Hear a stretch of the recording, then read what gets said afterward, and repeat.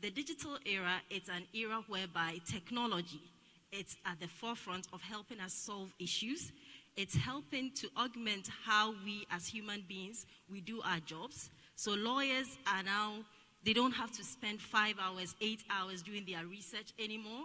Everything has been programmed into a computer. We have cognitive computers that can understand, they can read, they can learn. These computers are helping, aiding what we do as humans. So I get very worried when people say that, oh, the digital era means no jobs for us. It doesn't mean that. I was listening to the CEO of Microsoft, and he made a very profound statement. He said, we are in an era whereby we humans need to learn how to be more human. That's really deep. You have to think about that. So, and I always make reference to a film I watched. I'm sure many of you have watched that film as well, Hidden Figures. Have you seen that film? Okay, so Hidden Figures is a technology film about IBM, when IBM invented computers. And there were black ladies who were actually doing the physical inputting of data into computers. And their leader, the team leader, realized that their jobs were going to be obsolete because these big giant computers from IBM have arrived and they're going to take over their jobs. But the team leader thought fast. She said, somebody would have to program these computers. So she sneaked into the room, stole the book, spent hours and hours learning how to do the programming, taught her team. So when the time came for them to find people who could actually do the programming, they were ready. And for me, that is smart. That is thinking ahead. That is knowing that, just like the panel before said, there are some jobs that are going to be obsolete, but there are more opportunities for us. So the digital era, in very, very short, simple terms, is an era whereby technology is at the forefront of helping us solve our grand challenges: educational issues, traffic issues, waste management, agriculture, health, all the problems that we face in our continent. Now we're using artificial intelligence, we're using big data and analytics to help us analyze, preempt what is going to happen in the future, and even come up with solutions for them. So it's a very interesting era, and there's no better time to be alive. So I'm glad we're here today to talk to you about how can we as women take advantage of this era, and be part of the revolution. Thank you. Okay, so 2 great definitions of the digital era. So now I wanted to ask Yolanda, as a young woman, how can you take, advantage of the digital era now that we've understood that technology is here with us? How can you position yourself and benefit from the era? Good evening, everyone. Hi. I think the first thing to actually think about is, from what Angela said, is how do you remain relevant in the digital era? And what is the difference between the era that came before, the first, second, third revolution, industrial revolution, to this revolution? And the biggest thing that is different is actually our capacity to think. That's the biggest thing. What we've accelerated effectively by actually using machines to help us, we've actually elevated our ability to innovate. Because today, you actually can press a button and you can have so much optionality in terms of information. Now, the discernment, the ability to say which one is important, which one comes first, which one comes second, is yours. That's the only ability that you need to have, the critical thinking ability. And for me, when I look at the kind of issues that are being solved out there, they are actually based on the ability to use innovation to actually solve real problems, real world problems, by using your own cognitive ability, your ability to think beyond what was there yesterday. The second, third industrial revolution, remember, it was about automation. It was, a car was actually screwed on by people. Now we use a machine to screw it on. So it was still the same thing, but it just became more efficient. Now it's not that. It's basically what Angela was saying. We're using artificial intelligence. We're feeding machines with information, and they're giving us better answers than humans can. So what is it in our role? What role do we play in that? It means that we actually have to play the human role, which is what the machine today cannot do. So how do we become more human? then is the question. How do we become then more relevant in that context? And I think it's around what was discussed actually in the previous kind of panel, which is how do you actually solve people's problems? Let's pick on Uber. Let's pick on Airbnb. What did they do? They said, we don't like middlemen. We don't like companies that I have to go to in order to book a service. And they said, okay, if you want to go stay in a hotel, you don't have to go through a third party, you can go direct. Okay. But what were they trying to solve? They were trying to solve the human problem around what they had as assets first, and being able to make money of the assets that you have. Just think about it. In your homes, how many people are using your home as we sit here? When you go to the office, how many people, when you're in the office during the day, how much do you use your car? That means that car is available to be used by someone else. So how is technology in the fourth industrial revolution changing our thinking? Is that we are moving from an ownership mentality to a shared mentality. So we're back to the African kind of concept of Ubuntu. I hope all of you know what that concept is, which is a concept of sharing. And I always say Africa is best placed to win in the digital age because we actually do not have to change who we are in order to actually play in the digital age, which is about sharing, shared access, and actually shared winning as well, because everyone shares a little bit in the revenue, unlike the old model, which said winner takes all. And for me, those are the kind of things that we should be thinking about and saying, how do I take advantage in an environment where I can solve problems? Africa, because we've always been constrained in terms of resources, in terms of money, real money, we always have said we have to find innovative solutions. So there's a lot of innovative solutions that have come from Africa, not from anywhere else. So that on its own should actually leapfrog us in actually finding solutions. The cost of technology has come down. The device that Angela has in her hand now, has more processing power than any other computer that was made in the 80s and the 90s and even the early 2000s. Supercomputers. So that just changes the game significantly. So what are the skills that we need? It's not just the book skills. It's actually going to be a mindset issue. It's not going to be a mind issue. So you had it. It's not just the book skills. It's a mindset issue. So now, Ethel, I wanted to ask you, speaking about mindset, there's generally the perception that to acquire these skills is very difficult. I get a lot of young people coming to me saying, oh, I want to go into technology, but I hear that there's something called coding, blockchain, artificial intelligence. It seems like some hocus pocus magic things. So how can you sort of advise the young ladies here or sort of encourage them to know that going or acquiring these skills is not as difficult as sometimes they think it is? Well, so I'm going to put the careers into two parts, right? So we've got the proper technology, engineering careers. Is there anybody in the room that's doing an engineering course or build software? No? Anybody who is in, okay, so we have a young population here. University students here? Please raise your hands. Let me see. Okay, so a lot of university students. Let me go back.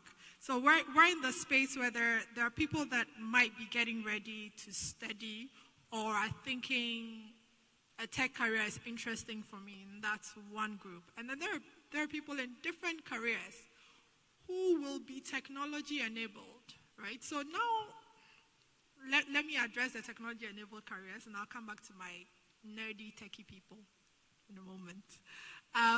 The technology-enabled careers, if you go for a job interview now and you can't use, let me really bring it out to basics. Like if you can't use email, you can't use Word, you can't do a PowerPoint presentation, you're not going to get the job.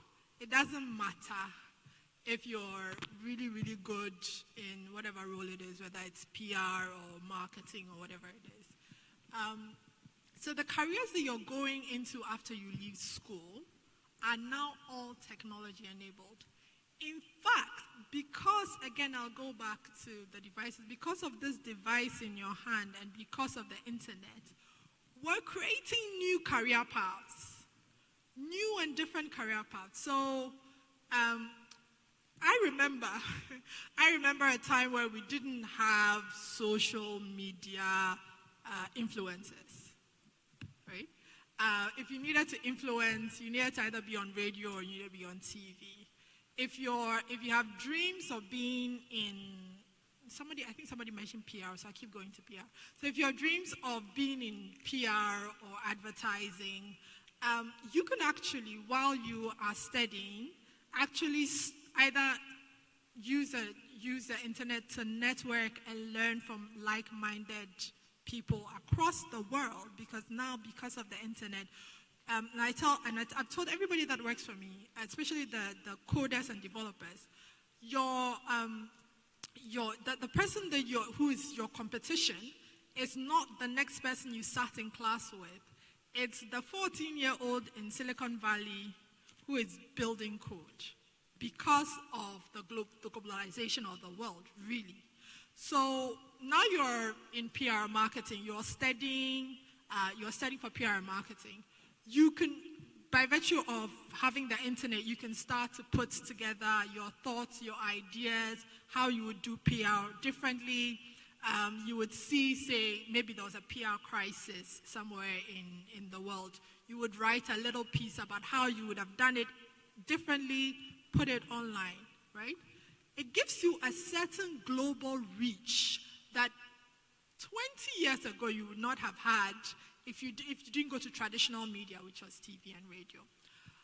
So that's one part of anybody here that's in a career, going to a career, understand that you can use a mobile phone, you can point and click, you can take a picture, you can use Snapchat, you can learn anything else you need to make your career work. Do you understand what I'm saying? Okay. So for my engineers in the room, I don't know if there are many engineers in the room. People will say there's a conversation about tech is strange and hoodious, and how can I build software? So there are a lot of women doing that. So I can't remember her name, but the woman that wrote the code for I think the NASA mission to the moon or something. She's like a black woman. I was just like, there are people before us who had less opportunities, and they were still able to build technology. If you're interested in an engineering career, it's not simple, but I'm not saying it's not simple.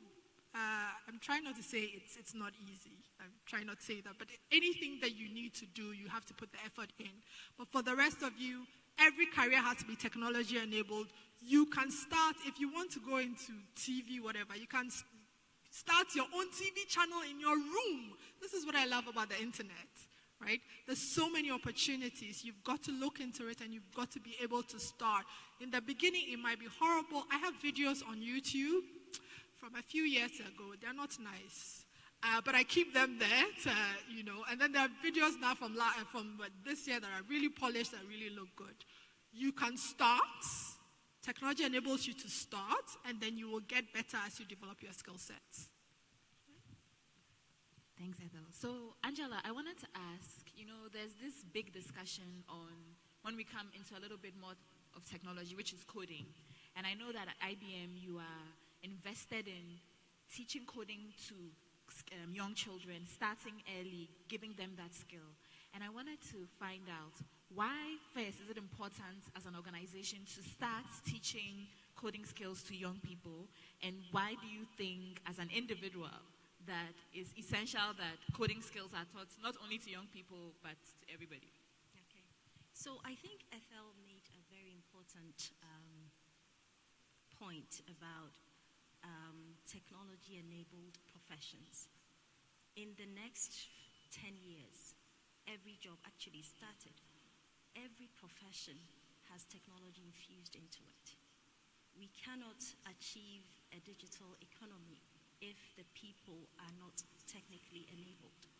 If if the population doesn't have digital competencies, we are not going anywhere, because we would have the solutions, we'll have the services, but we wouldn't be even able to use them.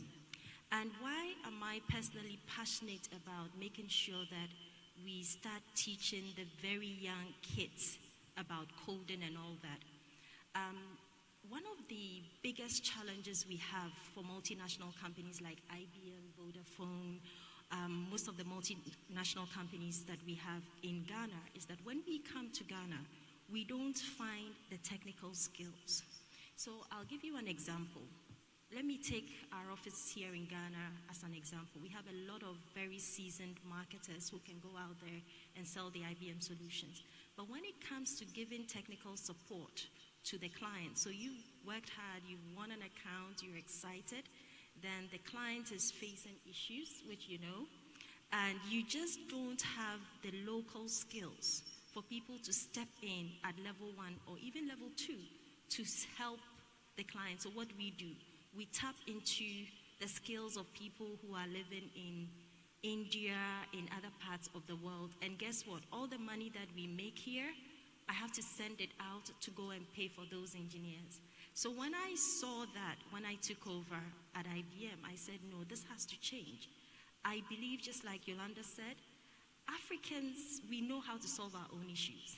We don't have to wait for someone to come in and help us do that. Yes, it helps to know what is happening in the world, but we understand our problems better, and you can't do it better than, you can't get an outsider to come and do it better than you can. So I said to myself, I think one of the biggest challenges is about this notion about technology is so alien. How do I get into technology? It's so difficult. And I was one of the people who thought like that 10 years ago, before I joined IBM, actually 6 years ago. I started my career as a banker, and I hated technology. I couldn't even turn on my DVD at home. And I just chanced this job, and I've made everything out of it to rise to where I am today. And I think that for me, teaching kids how to code is trying to embed in our young people, or open their thoughts, their minds, into the world, the possibility of coding, for them to even have a feel of it, for them to understand, okay, is this for me? Do I enjoy it? And I tell you what, I'll give you an example. We went to NIMA for the last class we did for the coding. We went to NIMA and we selected about 10 girls from the NIMA environment, and these girls didn't even have computers. Now, these girls, it's only been like 7 weeks, they can build their own website, they can code, and they are enjoying the class. And now when you ask them what they want to be, one of them said to me, I want to be a computer scientist. And this is a girl who didn't even know how to turn on a computer when she joined the class.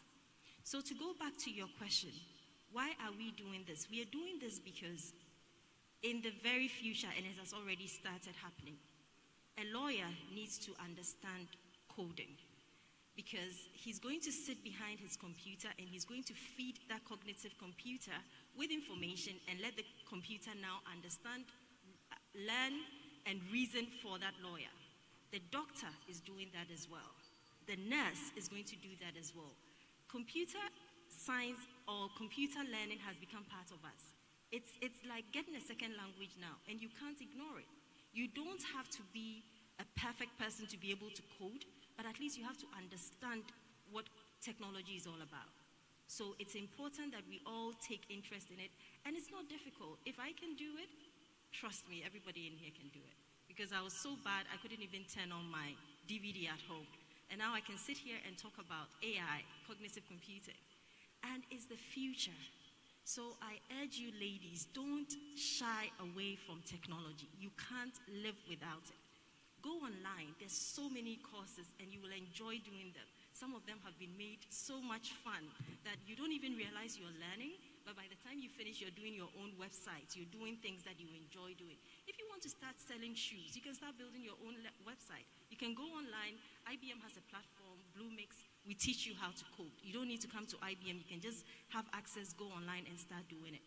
Please, please, and please, don't be left behind. And I tell you what, when women get into coding, when women get into technology, they are fantastic. I see them at work, and I just have so much joy seeing them do what they do.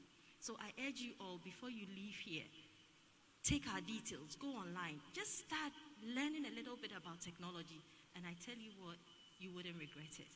Thank you. Great. Okay. So I'm charged and inspired by what Angela said.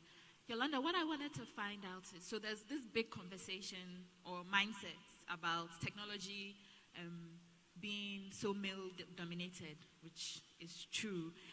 As a CEO of a technology firm, as a woman, how I wanted to share a personal experience of what it is like being a CEO of a technology company in a male-dominated space. Ooh, okay.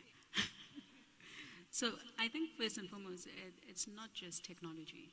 It's actually any commercial kind of environment. It's actually dominated by males, unfortunately, still to this day. I've only been in technology for about 3 years now, so technology is still new for me. However, just reflecting on all the environments that I've been in finance and other services kind of industries, people come to work for a specific objective. Some people come to work to pay the bills. Don't judge them, okay? Some people come to work to leave a mark. That's fine. Some people come to work to make an impact. And once you understand people, then you actually are able to work with them better. And that's what I found. So is it difficult to work in a male-dominated environment? Not really. However, having said that, would I prefer a more balanced environment?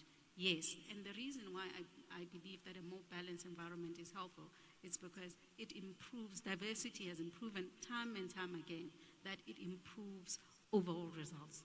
When we have diversity of views, diversity of people, diversity of backgrounds and so on, it tends to improve the results. And for me, that's the reason I'm pushing for diversity. Not necessarily because I'm saying I want to see more females. Within Vodafone, if I look at my ExCo, for example, and also specifically, well, let's start with my ExCo. 7 out of 10 ExCo members are female. 70% of our ExCo is female. Okay.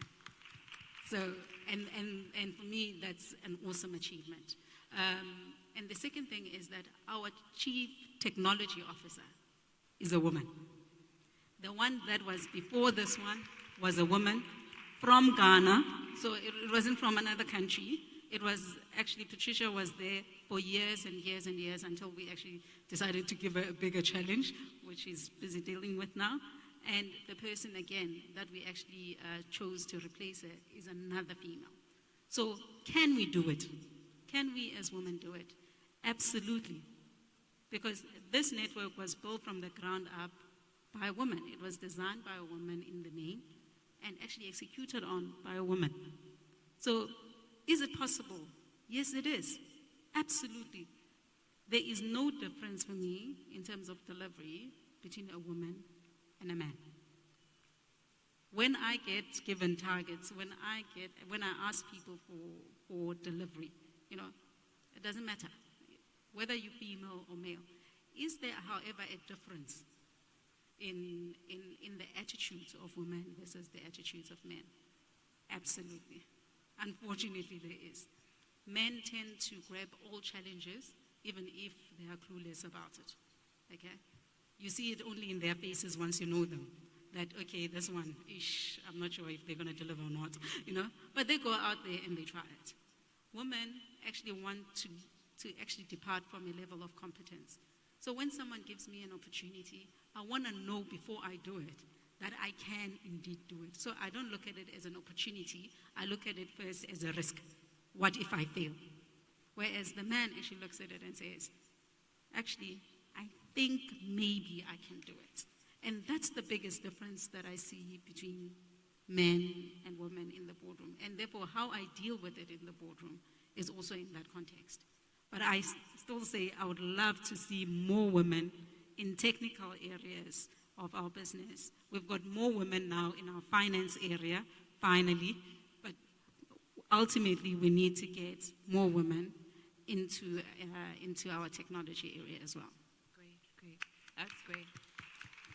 So this is going to be an interactive session. So I'm going to take a lot of questions. But just before I take the questions, I wanted to touch on something which I think is very important and which Yolanda sort of ebbed into as she was giving her submission. It's on the confidence factor. Now, I meet several women in my line of work, and there's always, the fear of the unknown. There's the fear of taking bigger challenges, the fear of rejection, the fear of stepping out of your comfort zone. Now, I wanted to speak to the panel, starting with Ethel, and ask Ethel, you're a very confident woman in the tech space. For a young lady who has all these ideas, but the voice keeps telling her, you are not ready, you can't do it, you don't have what it takes. How do they find that confidence? How do they step out of their comfort zone and, go after what they want? Okay. So I'll tell a story quickly. So when I was, 21, 22, this was the period in which, bear with me, this was the period in which they were beginning to have conversations about the convergence of TV, telephone, and the internet. So that hadn't happened yet. What you see, Apple hadn't made this device yet. That hadn't happened yet. And these were conversations. And I think I was in final year, finished school. I was doing my national service, yes. And so this was a very interesting area to me. And so I started researching and writing.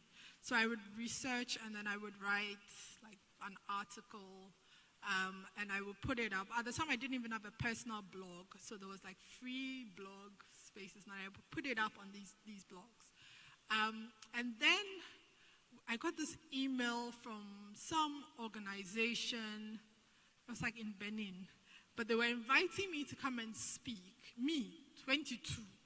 National service, like barely getting through my job, to come and speak on, my thoughts on convergence of Anyway, my parents were freaked out. I was freaked out. My mom was doing my hair. My dad was putting together my speech. Between all of us, we sorted out some sort of presentation.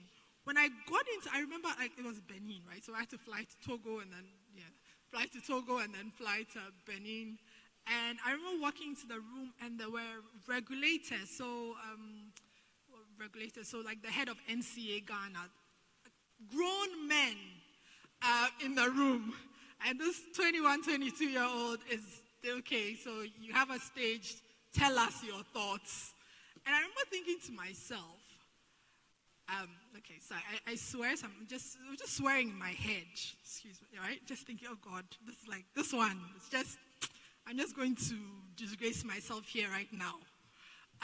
And I remember doing something. So the most confident person I know in the world is my mom, right? My mom can walk into a room and she doesn't know anybody, and in 5 minutes, she's like, so I was just like, okay, this is what my mom would do in this situation. So I walked into the room with these grown men. I was like, hello, my name is Ethel Cofie. I'm here to speak on the subject of da-da-da-da-da. And anyway, it was the 15 minutes that I did that speech. I can't even remember. It's like I blanked out, right? I can't even remember. But that was my first experience in just trying it, right? And over my life, I've been on bigger and bigger stages over time.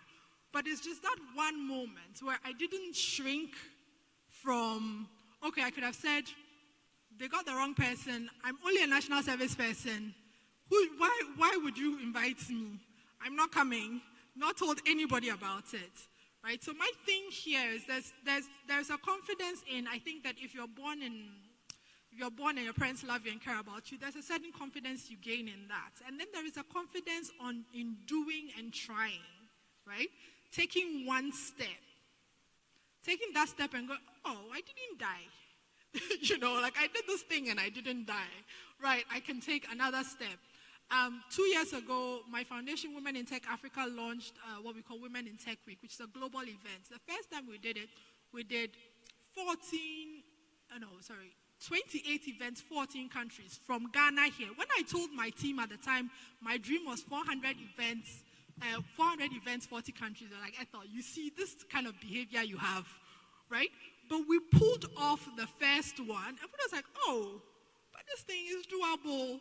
We can do it again. So that's my advice in terms of, I don't know that it's confidence. I think that most of us are confident in our way. I think there is, I don't know what it is, a bravery, something there that just enables you to say, I don't necessarily have the skill sets. I'm not kidding myself here.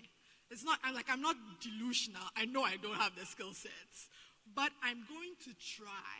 I'm going to take that one step, and I'm going to learn, and I'm going to move to another step. And maybe by doing that, I grow. For me, that's been my experience in sort of doing the work that I've done, and maybe that's helpful. Great. That was a great story. So, Angela, the question that I had for you is, in the digital era, there's a conversation that has to be had on security, especially for young women. I mean, you're going into a space where you are connected to the whole world, and you are entering as maybe somebody who doesn't know that much about the space. I wanted you to speak about first how young women entering into the digital era can protect themselves and how they can use their new skill to make sure that they make the right connections instead of the wrong ones. So I think that's a very great question. And one of the things I really wanted to talk to the young ladies today about is how much information about ourselves we put out there on social media. I think it's become a big trend in Ghana whereby even if you're coughing, you take a picture of it and you put it on social media, Facebook, Snapchat, all the things that you do. What you don't know is that right now, employers are looking for you on your social platforms, right? And sometimes you go and apply for a job, and maybe they'll do a search on you, they'll do a Google search, they'll go on your Facebook, they'll see the sort of conversations you get yourself into. That can actually hinder your progress. Also, even when you are at work, you already have a job, and you indulge in certain things on social media, and your employers find out, you could get dismissed. And that's one of the things that young people of today are not really sure or really aware about. So I see every little thing that you do, you put it out there on social media. And also for your own security, you have to be very cognizant of what you put about yourself out there. Because right now, you cannot erase digital footprint. And one has to be very careful about that. I heard a story of a guy who got admission into Harvard University. Everybody knows how difficult it is to get in there. And his application was withdrawn because he did something, or he made a comment on social media which went viral, and it was actually very detrimental against everything the school stood for. So they withdrew the offer that they had given him. And he was very disturbed, but little did he know that what he was doing on social media was going to actually affect his career. So what I'm going to say to you is that please be very careful what you put out there. Life is not a competition. You are in your own race. You are in your own space. Take your time. You don't have to advertise everything that you do about yourself. You don't have to give a different impression about who you are. It's not a race. Be comfortable in who you are, and be very careful what you put out there on social media. Because one, it could affect your job opportunities, it could affect your career. And two, for your security, your own security reasons, why do you have to put that out, all that, right? The time that you're wasting putting all these things up on social media, go on the web, start researching about artificial intelligence, read about cognitive computing. You'll be amazed how that can enrich your life, better than just putting up a face, putting up something you're not. So I plead with you, young ladies, be very careful what you put out there about yourself on social media. That's really excellent. So the last question before I take questions from the panel. So, Yolanda, I wanted to find out. Now, the last question for me is connecting the unconnected, right? There are so many people that talk about access. You know, they may not have the opportunity to get access. There's also the conversation about cost, you know. So, how do we make sure that we are reaching women and girls and everybody everywhere? So, how can we try and connect the unconnected? Firstly, there are two elements in the connected space. So today, if I look at Accra, Greater Accra, which is 100% connected pretty much, okay? I look at the analytics from Facebook and the other platforms that are available. More than 65% of the people that are connected are male, even in the 15 to 24-year age group. And even if I go to the next age group, up to 35, you're seeing that disconnect. Firstly, therefore, then there is an issue, not of just the device, but of interest. You know, so somehow we have to learn to generate the right content for women to be able to say, I actually want to be connected. You know, and for me, if we don't get that right, that's the first part that we're never going to win. We need to actually mirror the population statistics, the demographics of the country, with what we see also in the digital space. If we are 52% women in Ghana, that means 52% of the people that I see on the internet and everything everywhere else must be women. So that gap in itself, and I'm talking about Greater Accra, I'm not even talking about Tamale or somewhere up in the north, upper east, or so on, and so on. So for me, that's the first one. How do we generate the right content for women to actually hook on to the internet? Because if we've got such a gap of women who are not actually on the internet, that means they are not becoming socially relevant for the future. They are not becoming economically relevant in the future. So these are the people that we will leave behind. And for me, that's the first thing that we have to intervene in. The second element is around the people that are in non-coverage areas. Strangely enough, you know, about a few days ago, I was looking at some of the analytics about people actually in the Upper East, Upper West, and so on and so on. And when I was looking at that, I was actually quite surprised at the kind of qualitative kind of comments that people were making. The ones that are not adequately connected were saying, I have to actually walk to here in order to get coverage. They were not saying, I do not have coverage. So actually, Ghana, we are improving every day our connectivity and our access to connectivity. But that's just infrastructure. Our constraint is almost never infrastructure. Now the constraint, as I said, is around what is the content that people need in those spaces. So what has different industries actually done in those industries? So telco, for example, has said, we will make sure that you are able to communicate no matter which, inverted comma, price bracket you are on.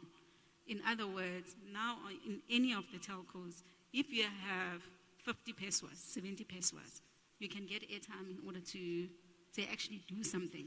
5 years ago, you couldn't. If you had one CD, you couldn't do anything on the network. Today, you can. And what telcos have done is actually have reduced price in real terms year after year. It's actually a deflationary environment. So the cost of data today is actually almost 40% less than what it was a year ago. So, I mean, this is on average. So what does that say? It means that you are actually increasing the capability of people to actually access the internet. A lot of companies, ourselves and many other companies, are making sure people are able to code. They are actually making sure that they're giving digital training to a lot of people. And in fact, even things like the videos that a lot of companies push to their people, just to get them to understand how technology works, how financial services work, how to push inclusion in financial services and other areas. That is, for me, as important as what we do in technology, which is providing the infrastructure as well. So a lot of work being done in terms of improving access, as well as making sure that people are connected. Okay, so now we're going to the question and answer session before we round off. So I wanted to find out, first, it's important, like whatever question that you have, feel free. Like I said, this is a girls' chat. So does anybody have a question?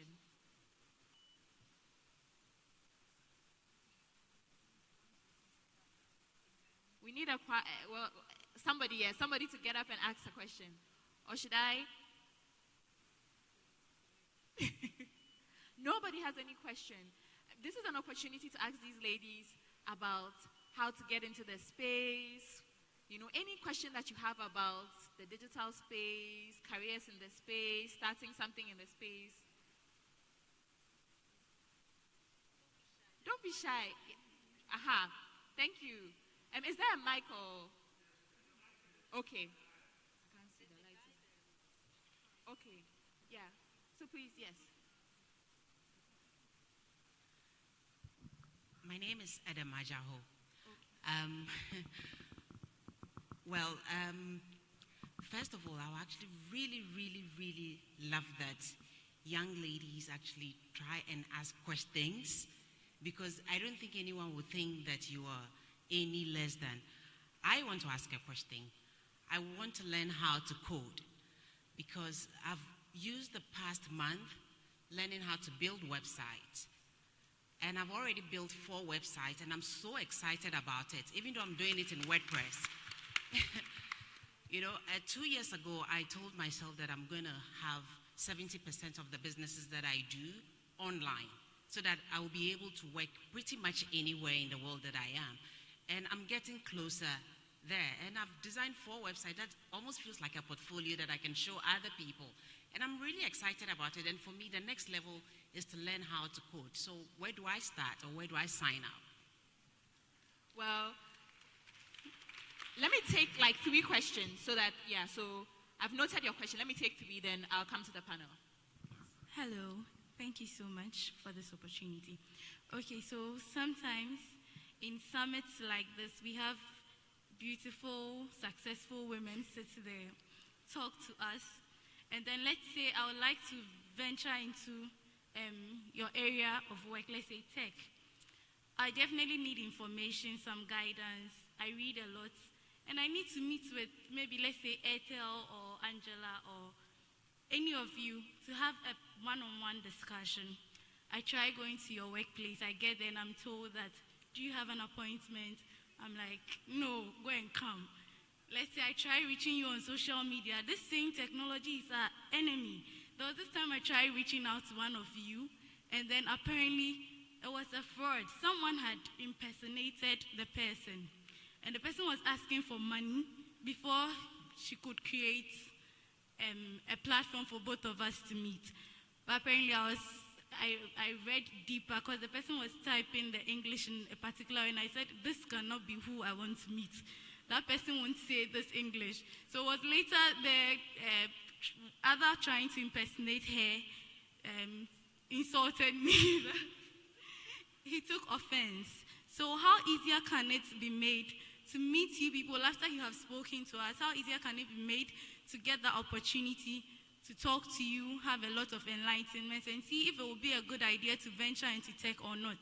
If tech is something for us, if entrepreneurship is something for us, if health it is, like, how easy can it be made? Thank you. Thank you. I want one last question, then I'll come to the panel. So ladies, this is your opportunity. One last question. Yes, thank you. So can you go to the mic and ask the question?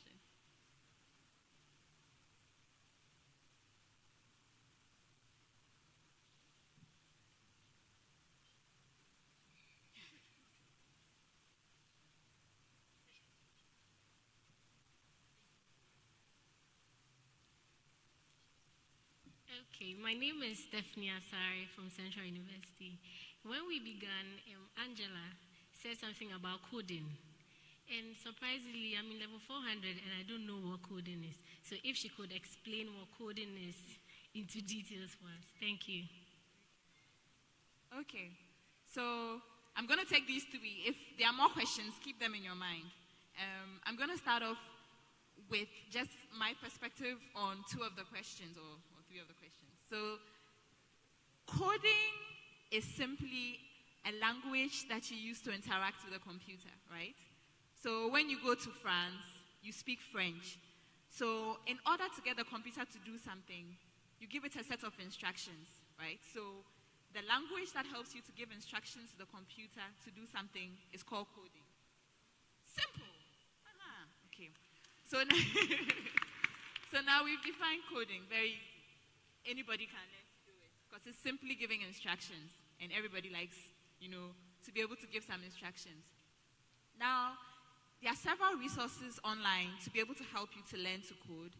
If you want, like Angela mentioned, I'll let her explain more on that. But if you want face-to-face interaction, I run a coding academy at East Legon. So any lady that wants to learn more coding skills, you are welcome to come to the academy. We work with children and adults. So we start with 5 years old. So if a 5-year-old is building a website, you can also do it. And with a lady that has built 4 websites, kudos to you. I love the fact that you want to put more of your businesses online. So now, like I said, there are so many resources online. For in person, there's IBM, there's also Shunko Academy. But it's good that you've started, and there are several opportunities to help you take that to the next level. With the question on meeting after, when you meet amazing panelists, how do you connect with them? Now, there's a conversation that has to be had when you go for these events, right? I remember somebody said to me, if I go for these events, I want to take everybody's business card. So you have, let's say, right after, everybody runs to Yolanda or Angela or Ethel, and they're like, I want your business card, I want your business card, I want your business card. And then you take the business card, right? And then after, you send her an email or you try and connect. Now, you must understand that clearly they are very busy, but you have to make an impression. So it's a give and take relationship, right? You are not only coming to just take. What are you as an individual going to give? And it doesn't necessarily have to be, I have so much to give, but it's how are you going to engage with them such that they want to engage back with you? So even how do you start the first impression email? For some people, it's just hi, I saw you at the panel. Can I get your number?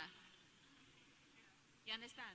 Imagine she gets, or all these panelists get like 100 of these emails every day.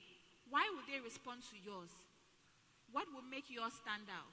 So it's not just about after this, when you've met them, you want to connect with the panelists and, they don't have time for you. There has to be a reason. So even that introduction has to be something that an exchange which is mutually beneficial, where the panelist feels that you are an individual, they want to invest their time and energy to support. You understand? So you as an individual, you must ask yourself, how can I present myself to these panelists so that they will give off their time and their resources to connect with you, right? And I think the last question before I go to the panel, which was on how, if you want to get more into coding, it's like I said, it's very simple. So now I'm going to go to the panel. So Ethel, what are your answers to the questions that were asked? So the first one was on the lady who has built multiple websites. Well done, Adam. I think Adam and I have chatted. Adam and I met on a plane somewhere at some point in some corner of the world. She's doing an amazing job. Well done. And I think just, like she said, keep going. I think you have a lot of drive just from our conversations over time. You have a lot of drive and have a lot of ambition. So I'm not worried about saying, so the resources online. I think MIT, a couple of things you can go online. And I actually let you know, we do a couple of partnerships with telcos on helping women build technology businesses. And so I think you're on the mailing list, so we'll let you know when that happens. In terms of the sort of meeting people on the panel,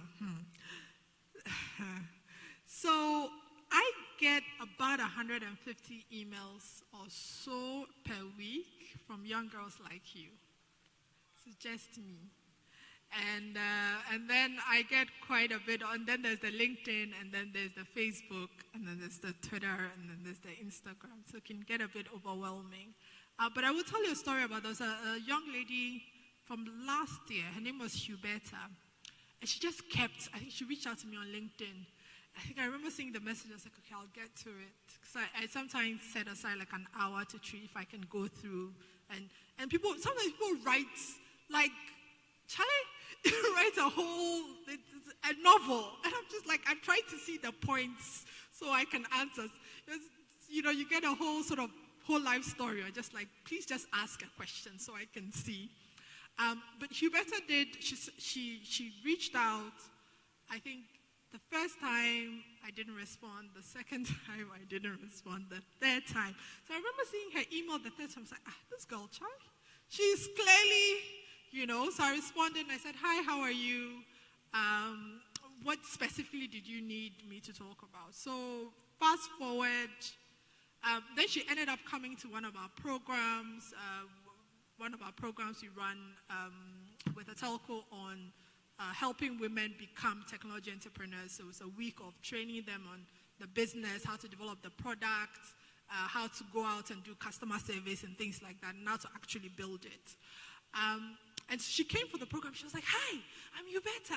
It's like, okay, so I have a lot of energy. Fast forward to this year, Huberta is on our team. So she is, we have Women in Tech Africa, which is the foundation I run. We have membership across 30 African countries, and we have actual physical chapters in about 10, 11 countries.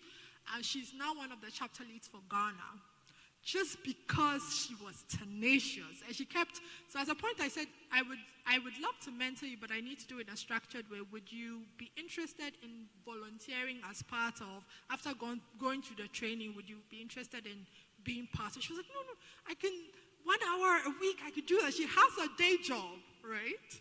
And after she was like, no, wait, I can help run the Ghana chapter. And so, we have regular chats now. She has questions or things that she needs to reach out. I've taken her, we invited her to a meeting with, I think we were going to see the Minister of Communications. I said, you better be part of the team that goes along. Because she made the effort. So this is just an example of, it's a lot, and you have to understand that, we have families, we have lives, and sometimes, so as Regina said, you have to be persistent and you have to try. It does feel quite a lot.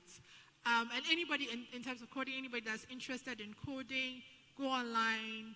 I think the most exciting thing, I learned coding by building a family website or something like that. So while I was in school teaching myself. So maybe pick a project like Adam did, website for my my business, and try to build on that. So then it's targeted, and then you can sort of build on that and build something. Yeah. You can take any of the 3 questions. Okay, so I would like to take the question about meeting us after the event. I think Ethel said it all, but I also just want to add that I had an experience with one of the young ladies who wanted an appointment with me. And by the time she came in, she even sent me an agenda of what she wants to talk about before she came. And she was very straight to the point. She said, I want to come and see you, and I want to discuss A, B, C, and D. It was straight to the point. I looked at it. I realized I could help her, so I said, yeah, come along, let's have a chat. Most of the time, you get a lot of emails. And don't forget, we have a daytime job as well, where we get measured on, what we are doing at work. So you can't spend all your time mentoring. So what I'll say to you is that be very specific when you reach out to us. Tell us exactly what it is that you want to get from the conversation. Come in prepared so that the conversation can be fruitful. It's not, you don't have much time to just sit and just talk about nothing, right? So be very specific when you reach out to us, and be assured that we're more than happy to mentor you and be there for you, because we also had someone being there for us at some point. So we're happy to do that, okay?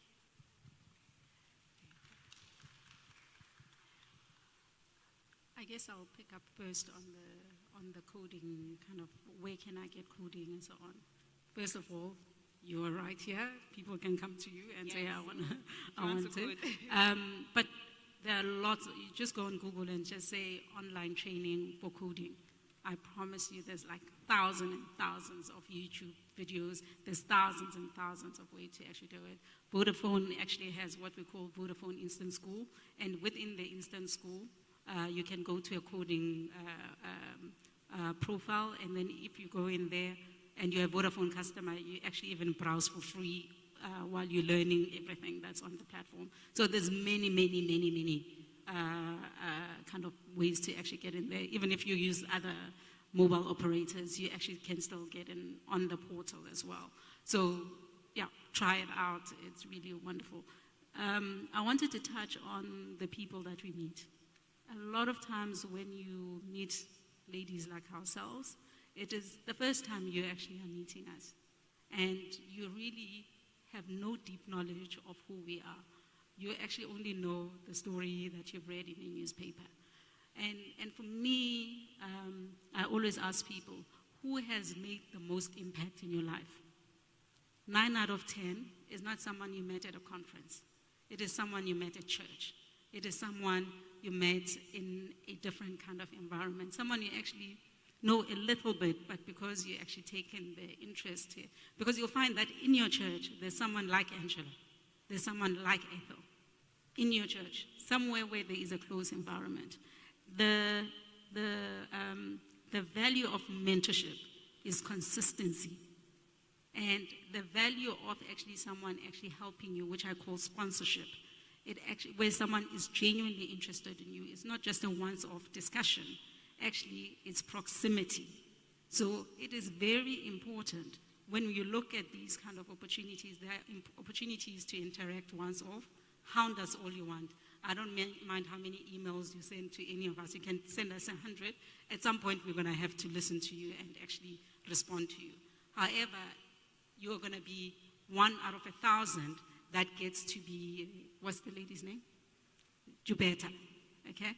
You're going to be 1 out of 1,000 that gets to be Jubeta. But you can be 1 out of 2, meaning that you have 50% chance of success if it is closer to you. If you're seeing the Minister of Finance at your church every Sunday, walk to him. If you hear that he comes in the morning service and you are in the afternoon service, change services so that you can bump into him. You know, guys, there is lots you can do within your proximity, because the people that you genuinely meet every day are actually a lot of relevant people to where you're trying to get to. But you have to be willing to change. You have to be willing to look at things slightly differently than just saying, I met Ethel at a conference like this. So let's think about it. Sponsorship is about consistency and someone being genuinely interested in you, but with proximity. So the first time I meet my mentor, he just gets to know me. The second time I meet my mentor, he's just getting to know me. The third time I get to meet my mentor, he's asking me relevant questions about my future. The fourth time, you know, so you can see it's a build-up. It's not a one-time conversation. It is some of my mentors and some of my sponsors that have suggested me into different positions. I tell people, young people often, that I've never had to apply for a job. Not once have I applied for a job. But I've changed jobs. Yeah, but not once have I applied for a job. And the reason I can confidently say that is because I'm able to pick up the phone and say, hey, Mr. Mentor, you know that you once introduced to Mr. So-and-so, or you know Miss So-and-so. Can you please help me get to them? And some of the people that I've called, you know, I have to be comfortable in calling, which means the proximity must be there. So guys, all I'm actually encouraging you to do is actually also look within your sphere of influence, and not too far from where you are, there is someone who will be able, not just be interested once off in your outcomes, but be interested in your outcomes for a very, very long time. So please take that into account. But having said that, please hound us if you want to talk to us. Perseverance is a good character to have in order to be successful. Great, thank you so much. Now I'm just going to try and look again, just because I just want to be sure like everybody's question is answered. Does anybody else have any question? Your last chance. Going? Okay, so I'm going to take just 2 more questions and then we'll round up. Yes. go ahead. Oh, I think the mic is... Hello. Okay. Thank you very much. My name is Pastor Sidney Neo Kailami. I saw this advert on television. That was 2 days ago. And I said to myself, I have to bring my wife here, so she's here.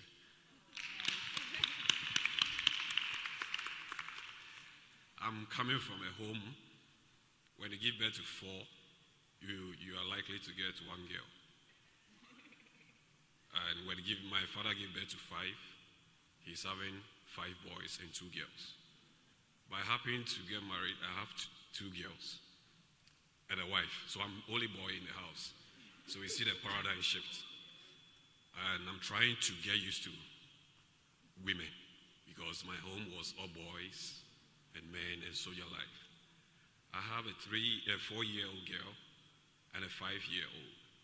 I want to know from Angela, how do I whip the interest for them to get to the technology world? Like, at least they like holding their mommy's phone, daddy's phone at times. They take pictures and all those things, but how do we, the effect of these electromagnetic waves on their heads? How do I whip their appetite in this technology, the coding issue, so that I'll be able to channel and inculcate this attitude of technology in them as they grow? So I want to know from you, how do I help them do this? Okay. Thank you very much. Thank you. So we'll take the other question and then we'll come to the panel. I saw a hand. Oh, okay, sorry. Yes. My name is Alberta Moti from Ghana Institute of Journalism. Okay, so the question goes to you, Regia, and I want to know how much does it cost for learning, like coding in your academy? Okay, and also how long would it take for an average-minded person to learn coding? Okay, thank you for that question. So this is the last opportunity. Okay, yes. Yeah.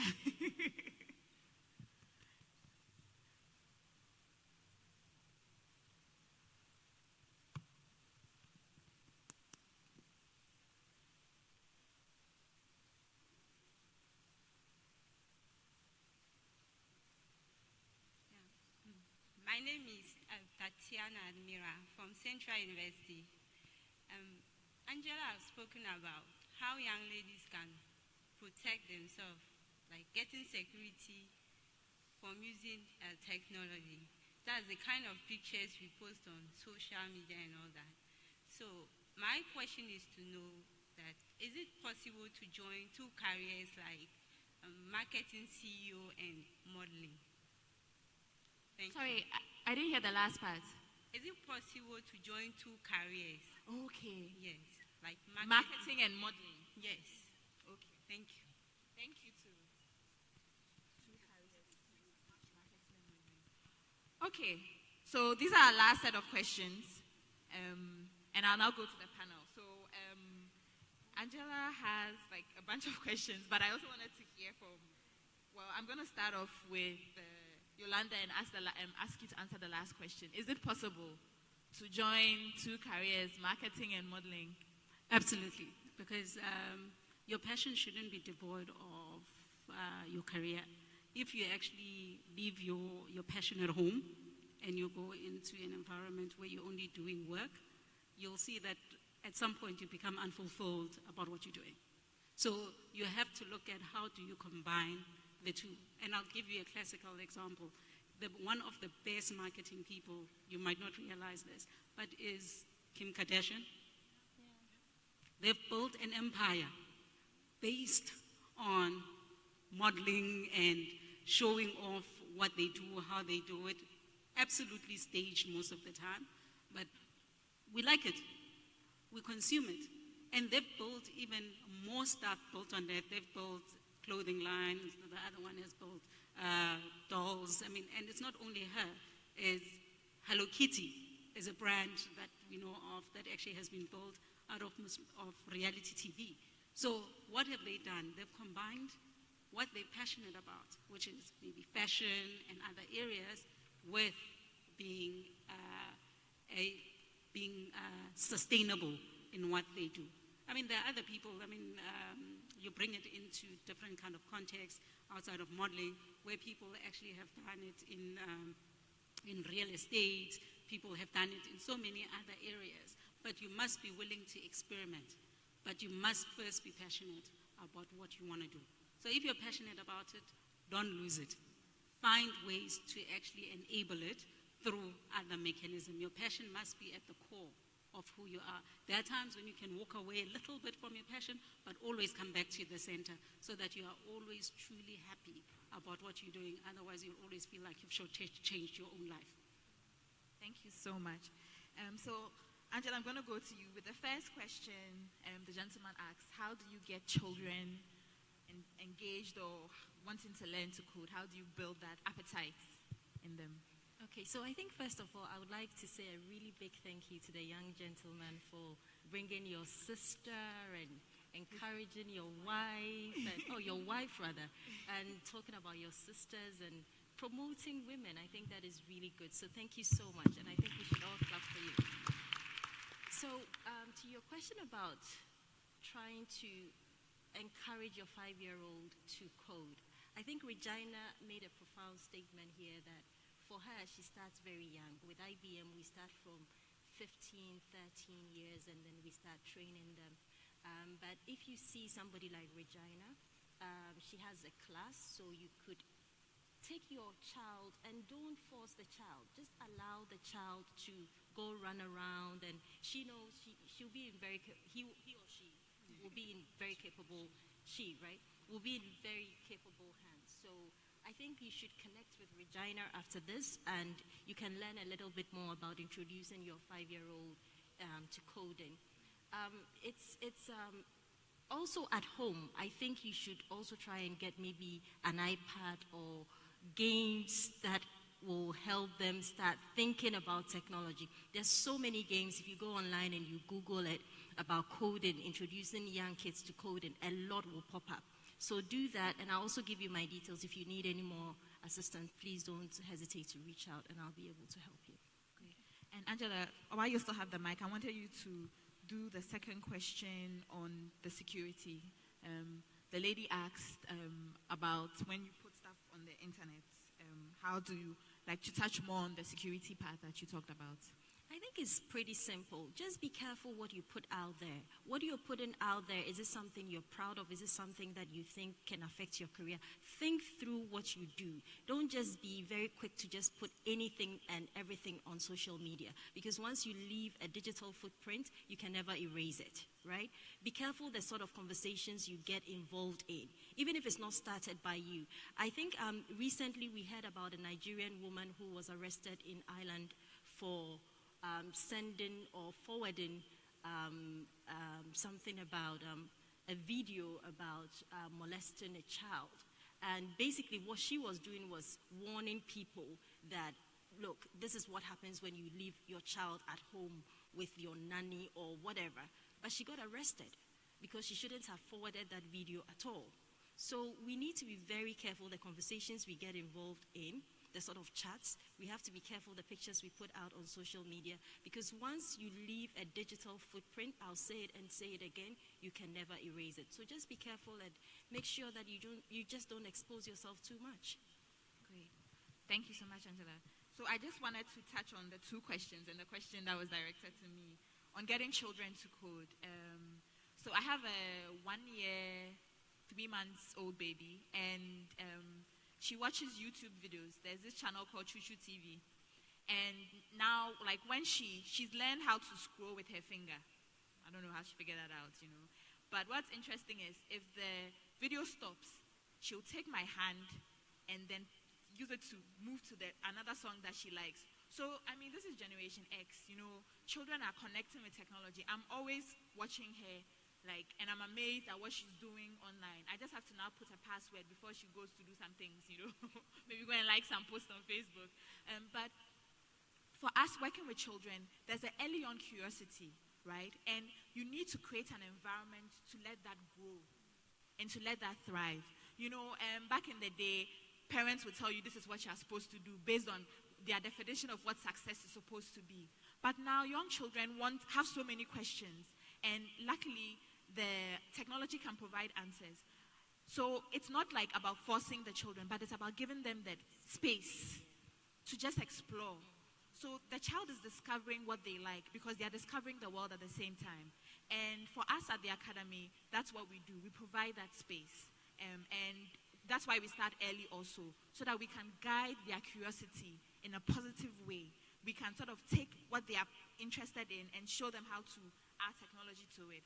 So with our kids, they are learning how to do websites. And there are all these really simple tools. Like MIT has this app inventor, which allows children to develop Android apps that you can actually deploy, So there are all these amazing things. And I just wanted to add that we also worked with an autistic child. And for the child, he was fascinated with belts because autistic children fixate on one object. And we taught the child how to learn how to build a website on belt, but we taught them how to do simple coding all around how you put a belt around you, So you can take your child's passion and then add technology to it. Now, on the second thing about the cost, marketing platform. So it's very affordable. Our courses run from 6 to 8 weeks, and it ranges between 500 to 660 Ghana cedis. So you see, it's very cheap and affordable. So please, if you are interested, you have to come to Swimco Academy. So thank you all. I'm now going to have all our panelists share one message, and I'm going to start with Ethel. Sorry, I wrote something down. Okay. So I wanted to practicalize what we've all heard today. If you're in school, there are many ways in which you can become technology enabled, right?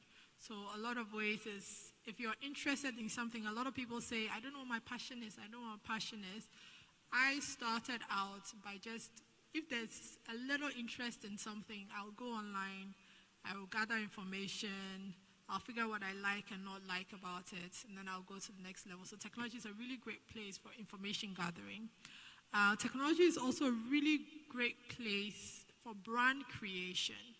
So for those of you, and I keep saying this, if I was born in the generation after, right, I would have started a business when I was in school, right? Because I think our time when we were in university, we didn't have the social media on the level. I think I was doing my master's when Facebook really became, right? So the ability to take whatever it is that you learn or you want to teach or something that's interesting to you, from, funny videos to comedy to building robots to whatever, the fact that you can film yourself, put it online. In fact, is it Korea? Is it Korea or China? There's a group of people that make a lot of money online. But basically, they eat on YouTube like this, and people tune in, and they make a lot of money. It still disturbs me when I think about it. People tune in to watch them eat. So I'm just saying there's so many opportunities. You're a marketing student, and maybe you want to teach marketing to SMEs, or whatever space that you're in, and that you have a little something to teach or something that's interesting that you can show. Great opportunity to begin to build and create a brand. I think if I had YouTube videos, then a lot of the writing that I did, I would have done exposés on certain topics. And on the other side, it's also a good way to create networks, right? So your Facebook groups, your social network groups, your LinkedIn groups allow you to connect with people that you would otherwise not be able to connect with, right? So we've had a lot of business by virtue of people have, on my LinkedIn, so I'm really, really active on LinkedIn. I put a lot of content there, and we've just had a lot of business with people we don't even sometimes go through a bid process because, but we know you, but we've never met, right? But we know you go into a meeting and people start to talk to you. Actually, now I get this more than ever, which has become I'm going to the cinema. Hey, Ethel, I know you from LinkedIn. Okay, but I'm trying to go and watch a movie, right? So information gathering to help you be better at what you're doing, brand creation to help position yourself, whether it is for a job, right? or it is for entrepreneurial. A long time ago, I used to work for Vodafone. Vodafone was my last job before I started my business. And at the time, the mobile money product was being created. And I remember there was a discussion. Bernard, the CIO, said, I think there was a discussion, and somebody said, oh, I found all this content on mobile money in Ghana. It's aggregated and this. And so Bernard was in a meeting, and he said, you know she works for us, right? So I had all this content online that I had done all the service. I used to pick the NCA data, aggregate it, put it in charts and things, because I had a lot of time on my hands, which I don't have anymore. And that was the reason why I was invited into that conversation, because it's, but she works for us, and how are we reading her content, right? So just just learn to, and also learn to be intentional, like Angela said about your content. I put a lot of content out there, but I'm intentional about the content that I'm putting out there. It's not everything. It's the branding and it's the business. You're very intentional. Think through what you're putting out there and how it serves you, how it serves your brand, how it serves you in your career, and how it serves you. So that's my last word. Thank you, Ethel. So I think, first of all, I'd like to thank all of you for being with us here till this time. It's Friday evening, and I'm sure you're in a hurry to get out of here. But thank you for spending the time with us. We've really enjoyed being with you. For me, I think one of the things I really want you to go away thinking about is that we are in a digital era. It's here, and you cannot run away from it. And you can only enjoy the digital technologies, the services, the solutions when you are digital savvy yourself, right? So it's not a luxury anymore for you to say, I want to learn about technology or not. It's a must. It's like having a second language. And it's not difficult to actually get your head around it. From afar, it sounds very complicated. What is artificial intelligence? What is cognitive computing? What is blockchain? And every day, every night, every hour, new things are coming out. And you start thinking, how do I get my head around all this? It's very simple. You just have to tell yourself that you have to do it, because you cannot be left out, right? We all have to remain relevant. And I would like to leave you with a 3 Ps that has really helped me in my career. The first P is passion. Whatever you do, wherever you find yourself, make sure you give it your everything. If you're studying, do it with everything, because there's a time to study, a time to work, and a time to do everything. So if you're a student now, study with passion. Make sure that you're doing everything that you need to do at this time. The second one is perseverance. You can't do anything if you don't persevere. And you have to constantly reinvent yourself. You can't stay stagnant. You have to always think, what can I do better? Where is the world going? Is my job going to be relevant in the next 5 years? So if not, what should I start doing? And if you start doing that, you never grow old. Your mind is always thinking. You're always ahead of your mates. You're always ahead of the curve. Very important. So passion, perseverance, and the last one is prayers. You have to pray. You can't do anything without God. And the last panel, one of the ladies ended by saying, she said something, all things are possible because they have God, right? I can do all things through Christ who strengthens me. That was the quote. I want to leave you with this. With Christ in the vessel, you will always smile at the storm. There will be challenges, but once you know you can pray, you can go down on your knees and call on whoever you believe in, whatever God you believe in, you will succeed. Thank you very much. Now, Yolanda. Yeah. So I'd like to leave you with 3 things. The first one is really around practicalizing some of the things that we've heard today. And one of the biggest challenges for women, whether it's in the digital age or not, is the confidence issue. How do I start? How do I make sure that I get onto the bandwagon? I always tell people the best dreams you have, the best perceptions you have about yourself is at 1 o'clock in the morning or 2 o'clock in the morning.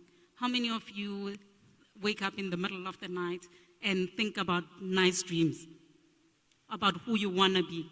And then you wake up in the morning and you're like, no, it's too hard or it's not possible. So at 1 a.m. or 2 a.m. in the morning, when you actually have those thoughts about yourself or what you want to do, take a piece of paper and write it down. I always tell people, just take a piece of paper at that time and write it down before doubt actually sets in. After a session like this one, don't wait until you leave. At the end of this session, sit down for a minute or two and write down exactly what your thoughts are, because you are most motivated at this point in time. Because when you walk out there, you'll remember that I don't have enough money to get home. And that distracts you from your own dreams, from your own passion as well. So write it down.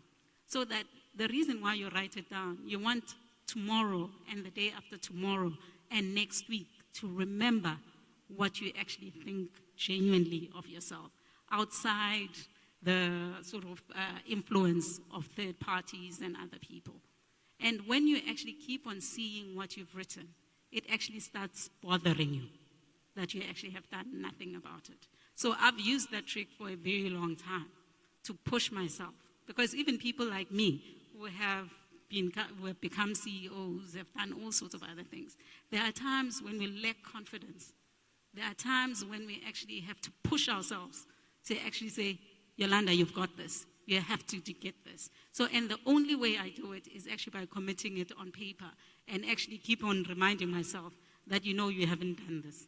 So that is my practical thing that I'm leaving with you, to say start, but start by writing it down. The second practical kind of thing that I want to leave with you around it is, we spoke a lot about passion today. We spoke about the modeling and the business.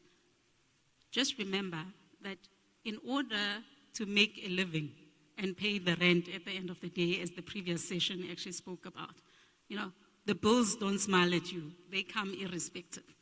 So what is it that you have to do? If I'm passionate about makeup, for example, if I'm passionate about modeling, I must think about how do I turn that passion into a business. And there's only one way you can do it.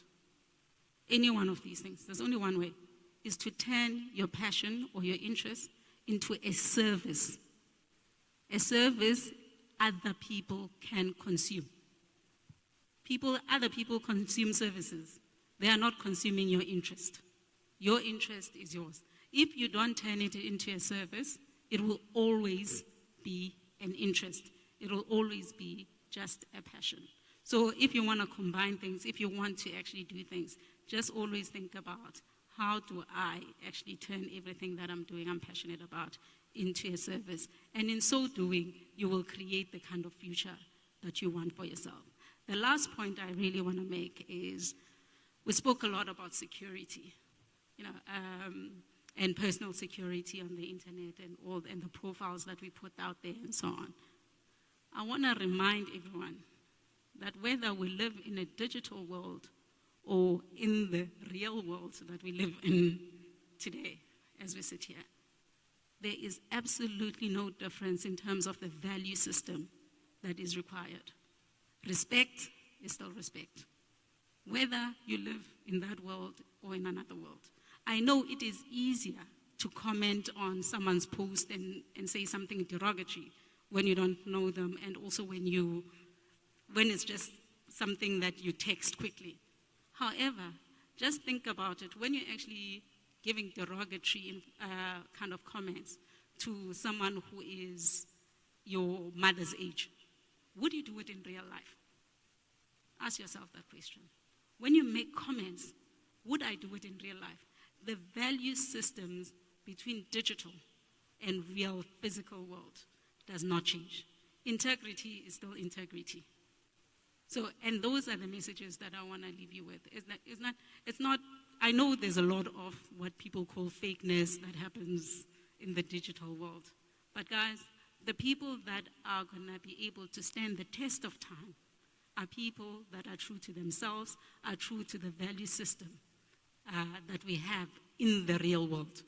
Because we will still criticize you, even if you say the things you say in the digital world, because we still live in a physical world.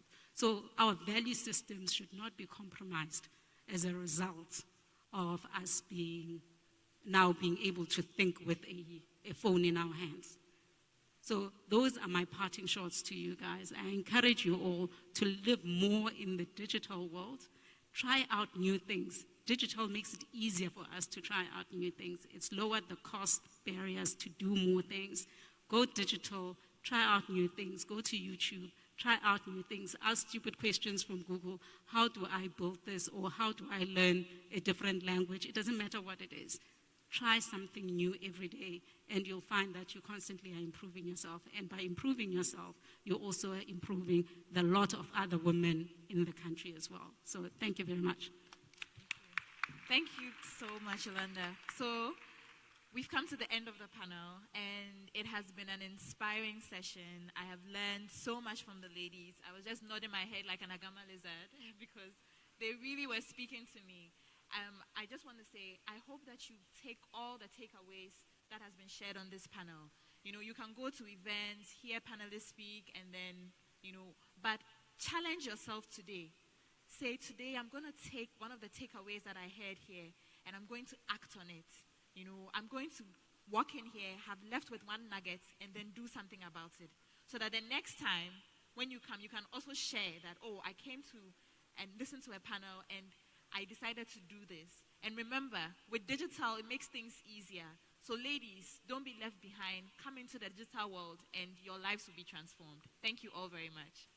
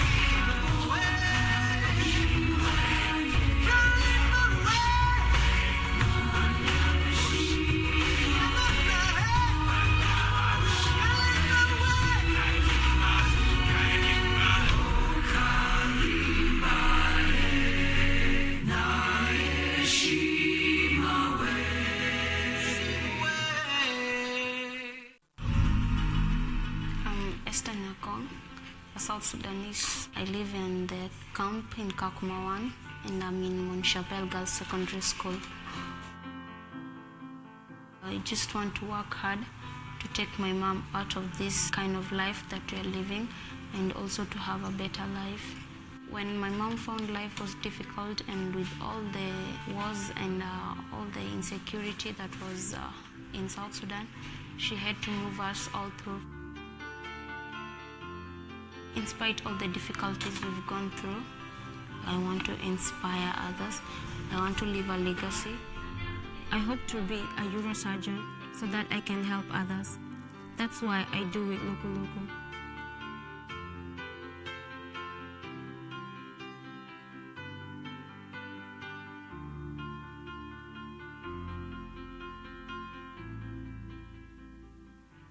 Hello, I'm Amma, and I'm a W Young Professional. My name is Benedetta. I'm a W in business. Hi, I'm AC, and I'm proud to represent the W and family. I have access to the best sources of inspiration, an outstanding mentor, career workshops, and more. I am connected to a panel of professional advisors. I even got a new business partner through a W seminar. Being a working mother is amazing, and W empowers us with special lifestyle offers, an early saver for the kids, and bank assurance protection for the whole family. Sign on to W at any Access Bank branch near you. Get inspired. Get connected. Get empowered. W, inspiring, connecting, empowering. Hello, I'm Amma. A continent on the move needs a bank on the move.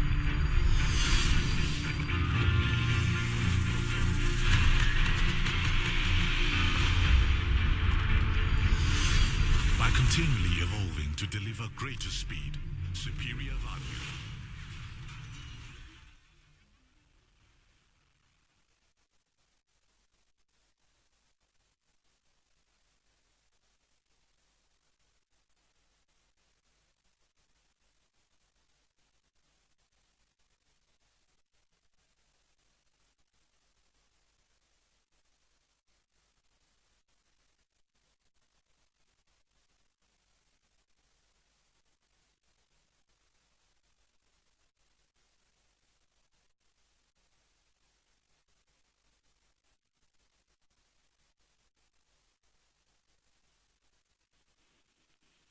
Hello again, ladies. We've got the final discussion session, and we will go straight to that because then we don't have too much time this evening. But before the Access Bank commercial, you were watching UNHCR brief documentary. It was talking about helping refugee women and girls to thrive.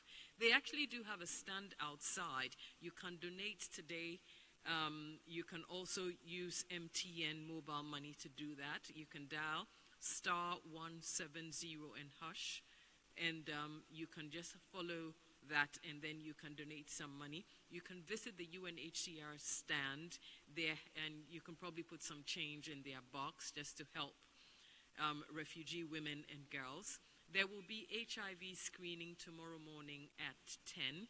So in case you're interested, you can also come by here and be part of it. Of course, we do have another day of different discussions tomorrow as well, so you can join in tomorrow.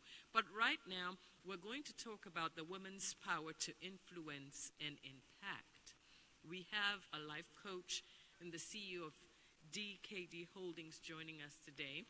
She was here last year. It was a very interesting and a charged discussion because she had like a brief documentary to show for, and she's very excited about this. Help me welcome Mrs. Jibodi Dosu.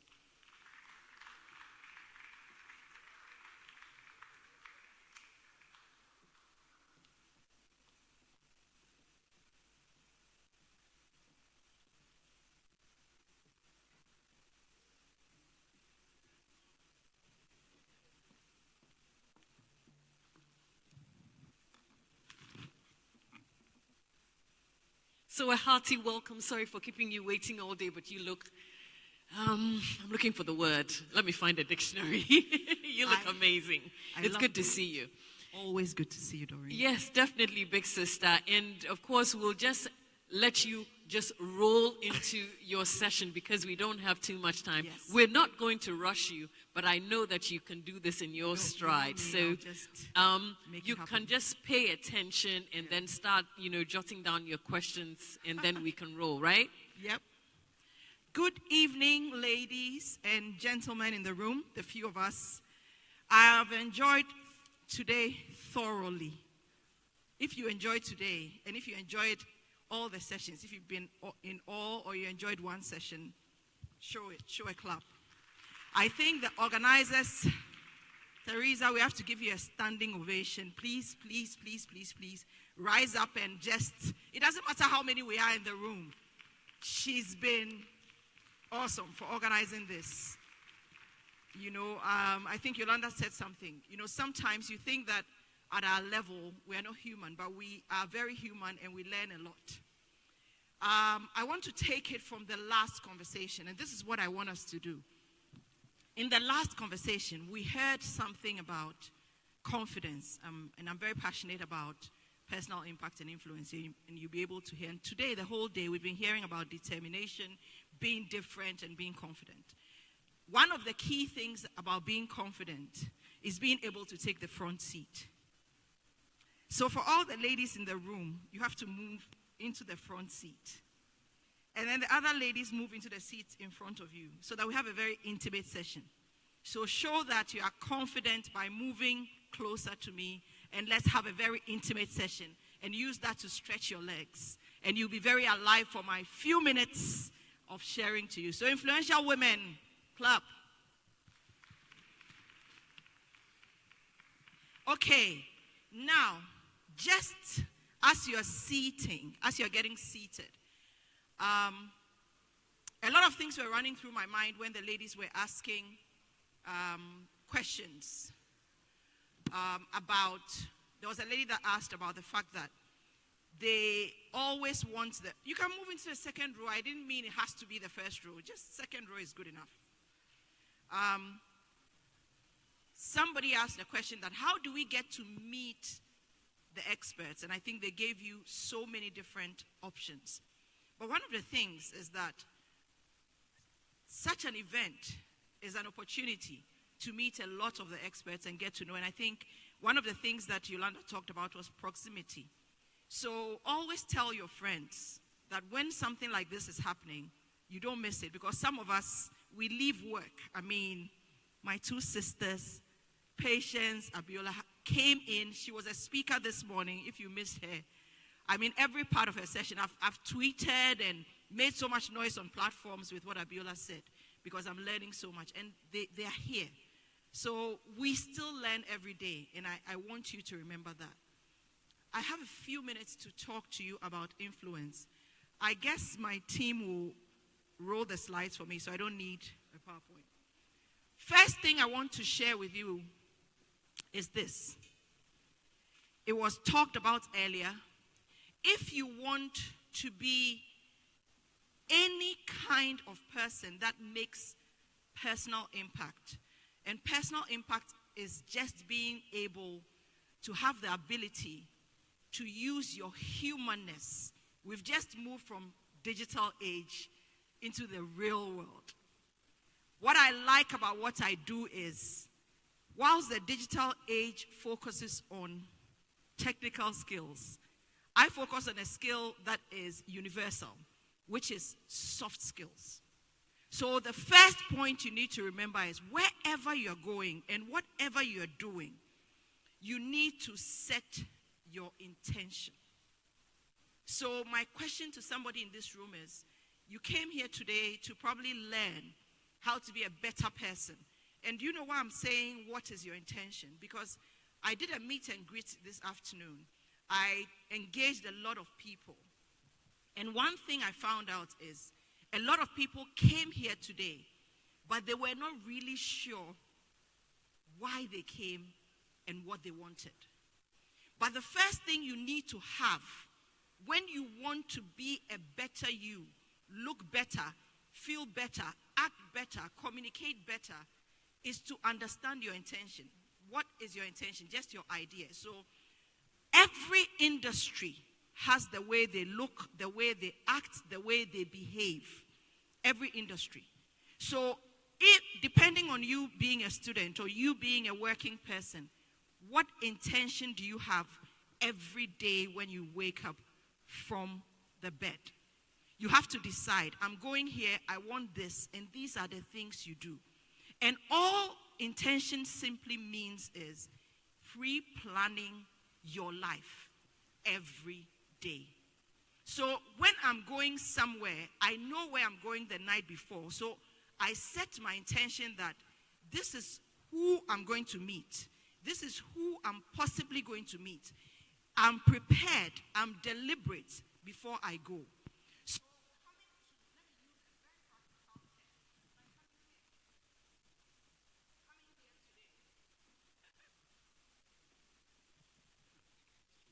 I knew that I was going to meet great sisters. I was going to learn something. So I came in ready to absorb. That's one thing. I came in ready to meet young people and engage with them. I came in ready to network. So my question to you is, if you walk away and you go home with all the knowledge and you didn't take maybe any particular thing, how are you going to measure your intention? So always remember, what is your intent? So my question to you is, write this down. What is your intent for wherever you go? And 2, what is your intent for life? For those of you who are young here, I want to ask, what is your intent for your future? What work do you want to do? Because even if I'm going to teach you about influence, you have to first influence. What I always say is the way influence works is, it's a very biblical term. You influence your own Jerusalem before the rest of the world. So where is your influence going to start from? That's your first thing. So your first thing is your intent. If you didn't set it right now, that by the time Djibouti finishes, these are the things I want.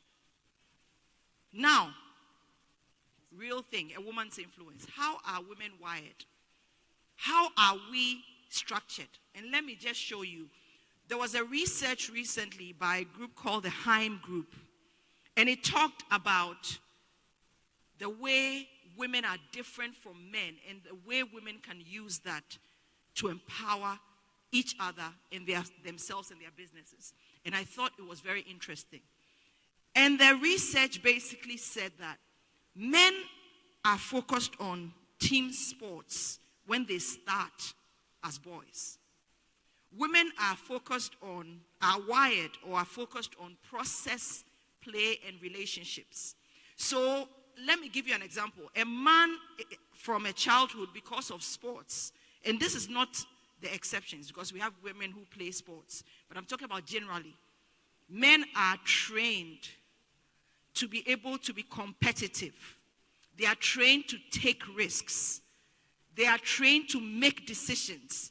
They are trained to do things that make them logical. And women are wired to preserve themselves from risks. Women are wired to preserve their relationships. Women are wired not to take risks. Women are wired to share, where men are wired to win and lose. Women are wired not to try too much to win. Do you get me? Think about when you were being raised. Think about the things you were told. This is not for a woman. This is not for this. A woman's place is here. And this is how we are wired. But do you know the truth today?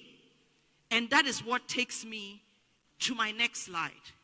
The truth is that it is those skills that women were taught that today makes us powerful. They are the soft skills. Because now today, 15% of what we do is technical. 85% is all the other things that make you powerful. How to collaborate, how to be decisive, how to do things. So women are emotional. Men are logical. And you know what? Because those skills today, for example, the number one skill in business, and the ladies here will bear me witness, is to build relationships and preserve them. That's the number one skill needed. Your number one skill is not core banking. It's not sitting behind the computer.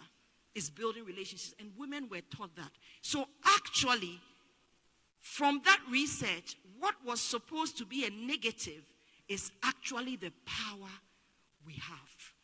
So what I wanted to say is that we are supposed to be built negatively, but we don't have a weakness. The only problem, and today we are going to change that, is that we think it's a weakness rather than a strength. And that's the only reason they limit us. So the power to influence already exists in you as a woman. So what we have to do is take that emotional knowledge and make it power, and then learn the logical of the man. And like I say, we are meant to naturally be cooks, right? So if we can take the emotional and learn the logical and put it in a blender, we have the power. That's it. So we need to pick up what the men have, add it to ours, and see ours as strength. That's how it is. And I call influence the business knowledge but a woman's power. Now, what makes a woman's influence unique? I think I've just basically explained it. We pick things, we process, we strategize. And yesterday I was sharing something. One of the biggest strategies in this world, even though men are taught to strategize, are women. And let me take us into our boyfriend-girlfriend relationships, all of you here. Husband, wife, boyfriend, girlfriend. When you are younger, that is when you can use that power. Think about it. When somebody tells a woman now, today, that a man has cheated on her, the woman will plan. Think about how they are going to catch the man. And it's not going to be overnight. Girls, I lie. You see, she said, I'm in the spirit. She will do from A to Z. Find out details. Do everything. But the way she will even check your phone, she'll make her face straight. It's not like A to Z. She has all the information in her head. Strategize and catch the man. And she would know everything from A to Z. So my question is, if we are such good strategists, why don't we bring it into our daily life? Why do we limit it to love and not be able to apply it in our daily life? And who is saying that? That is what we need to do. So you have it already. You just need to use it. And that's what makes us unique. So quickly, Doreen, I will take 4 key points to master your influence. If you have these 4 points, ladies, you're on your way to big things. First one is what I call know thyself. When you know completely yourself, what I mean is, what I call is clarity clears away every insanity. So clarity makes you more sane. When you know yourself, like anybody would know you, you will not struggle. My favorite quote that I have come up with, this is Jibodi special. So whenever you quote it somewhere, remember to quote Jibodi Dosu. You can't control how others see you, but over time, you can determine how you want them to see you. You can't control what they feel today, but over time, you can build what they should see. Perception is power. People judge a book by its cover. So you make sure that your cover is not default. Oh, as for this girl, she's always like this. You position yourself where people can now see you and say, oh, this girl is very powerful. Oh, this girl is very good. It's all planning. So for me, I would leave you with an important note on this. Everybody teaches you how to know yourself. But you know one of the best ways to know yourself is to get feedback. Let people who you trust to tell you the truth. Not sycophants. There are people who say, oh, you look nice. Oh, you are very nice. And we do it every time. That is not feedback. Feedback is the person who tells you how it is. You could do this better. This is wrong, but you could do it better. Even today, my team, young people in my team are able to give me feedback, and I'm very open to it. You know why? Because I realize that when I take it and I correct it, I get a lot of results.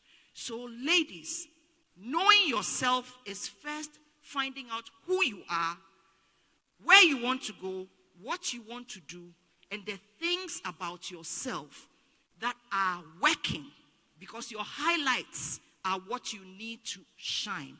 The things that are not working, you develop them. You'll be average at them, but you want to show your highlights. And the most important, your gold, is your feedback. If you are offended by feedback, you are not ready for influence. The woman who receives feedback and works on herself based on the truth that she's told is an influential woman. So my question to you is, are you ready to be influential? Then be open for feedback and mine your gold. Second, what I call learn the language. And you would see that I have THE 3. Let me do a test for us.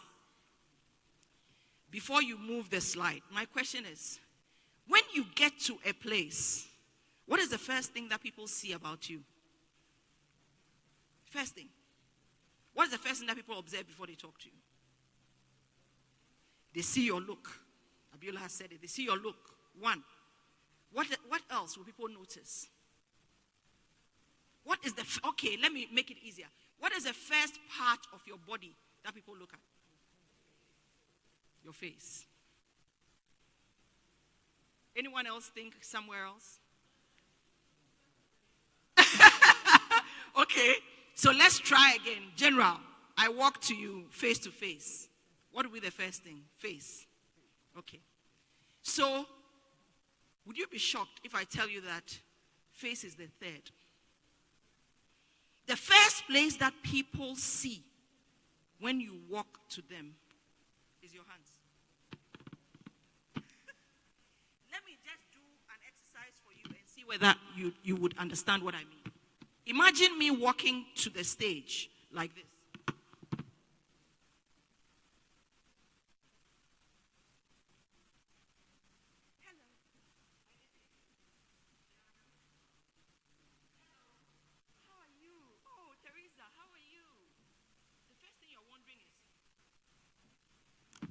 Where are her hands?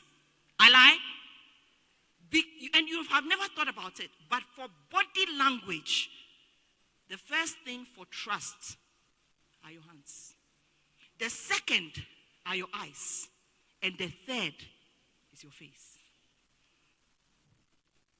So, learning the language of business and body language is the first thing. 93% of what we do is not what we say, it's what we do. Only 7% is what we say. So when people see you, they are watching you. So ladies, those of us who do this,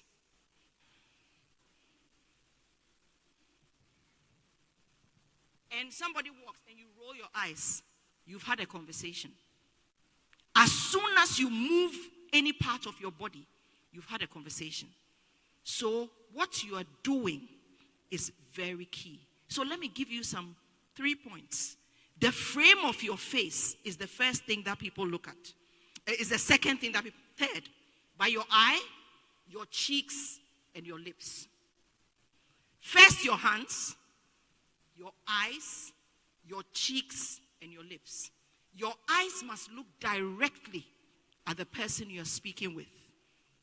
In our country, in our culture, we put our eyes down. I said it last year about hands.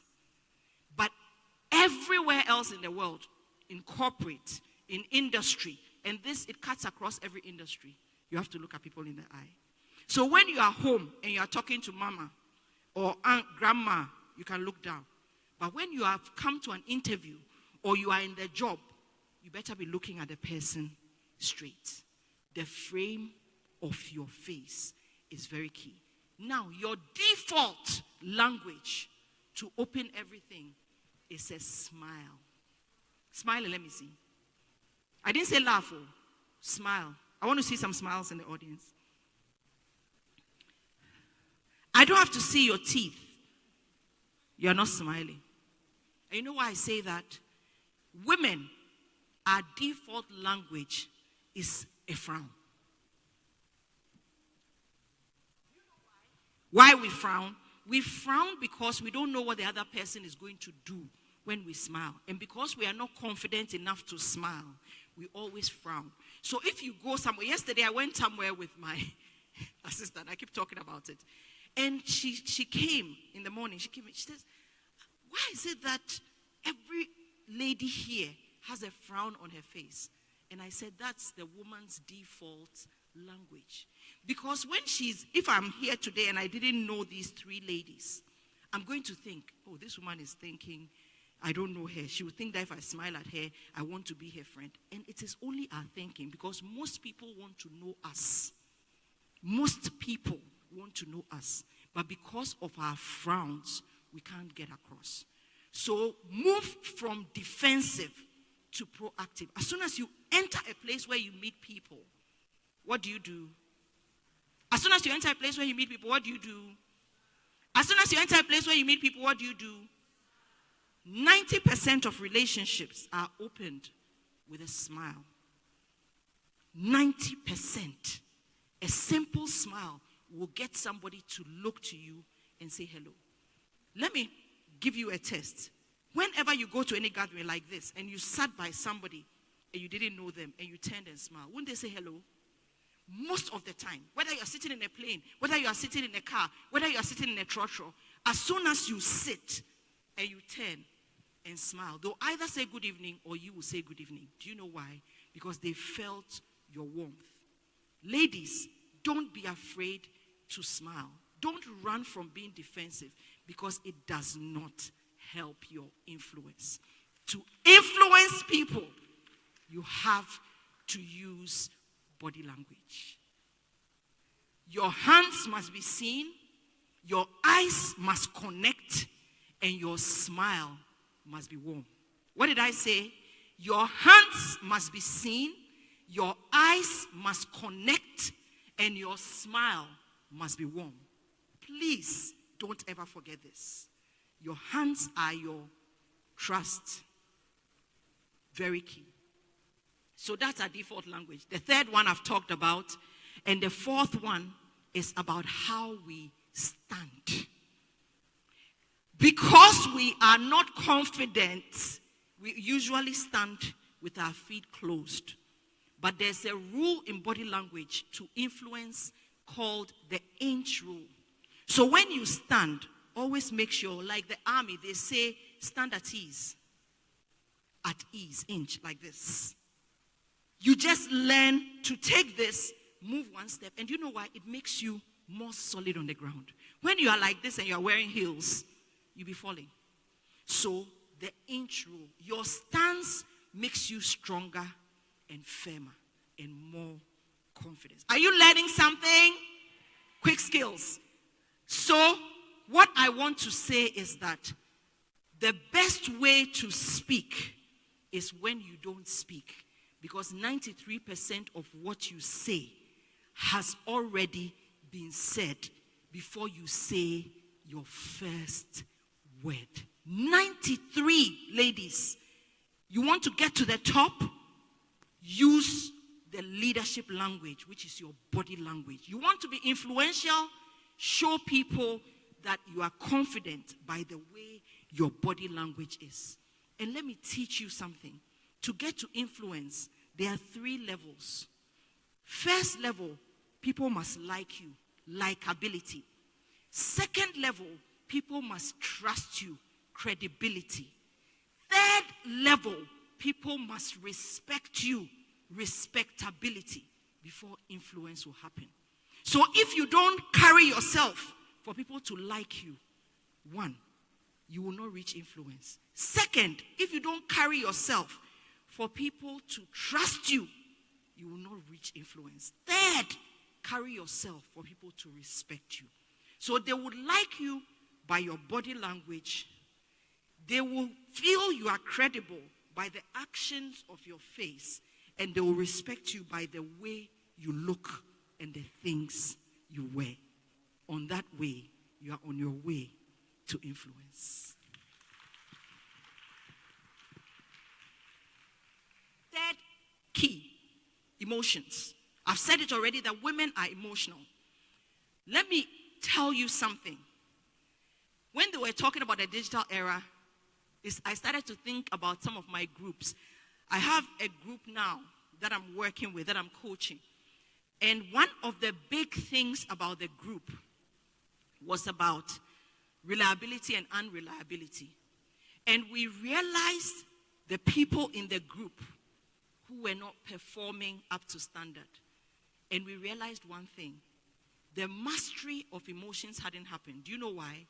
We sat in the room, and even though they were targeting the same vision, the gentlemen were crazy to learn, and the ladies, and you know what? One comment the guy made, this lady is so smart, but each day you never know what mood she's in. Because today is the time of the month. Tomorrow, her husband has disturbed her. The problem of limitation of influence is your consistency of emotional intelligence. Let me just break it down. Let me do a test in this room today. If you were sitting at a table for 6 months, can people say, I will rely on you? Or people will say, some days you are moody. Let's be truthful. Women, can you say that about a man? Will you ever say that about a man? That he didn't come to work today because he was in a bad mood. But a lady, it happens. She walks in and she doesn't, it's explained as, I can't show up. She may sit at a table, but she's not there. If you don't master the emotions, and that is, I talked about it, a woman's strength is in the emotion, and a woman's weakness is in that same emotion. So turn that weakness, I call it reframing. So every time that you get to a point where you feel emotional, one of the things, I'll give you free coaching. One of the things I teach in my coaching session is about something I call triggers. Set an alarm for yourself 4 times a day. And let the alarm remind you, don't be emotional. If you are that kind of person, are you being emotional now? Are you being consistent? Set an alarm. Let the alarm ask you that question. It will wake you up. You'd be very surprised that in a short time, you shape up. People will see you as reliable. One of the key things that women don't focus on is how people are seeing them. Leverage your emotions and use them for your power instead of using it as a weakness. You are not a moody person. Say, I'm not a moody person. No man will control my heart to be moody. No feeling will control my heart to be moody. Begin to say to yourself, do you know why? Because when you are depressed, it shows on your whole body. As soon as you are depressed, everything about you, and you know, don't be a person that people keep asking, what's wrong? But be a person that everybody will ask, what's right? Because you are always on top. Can you do that for me, ladies?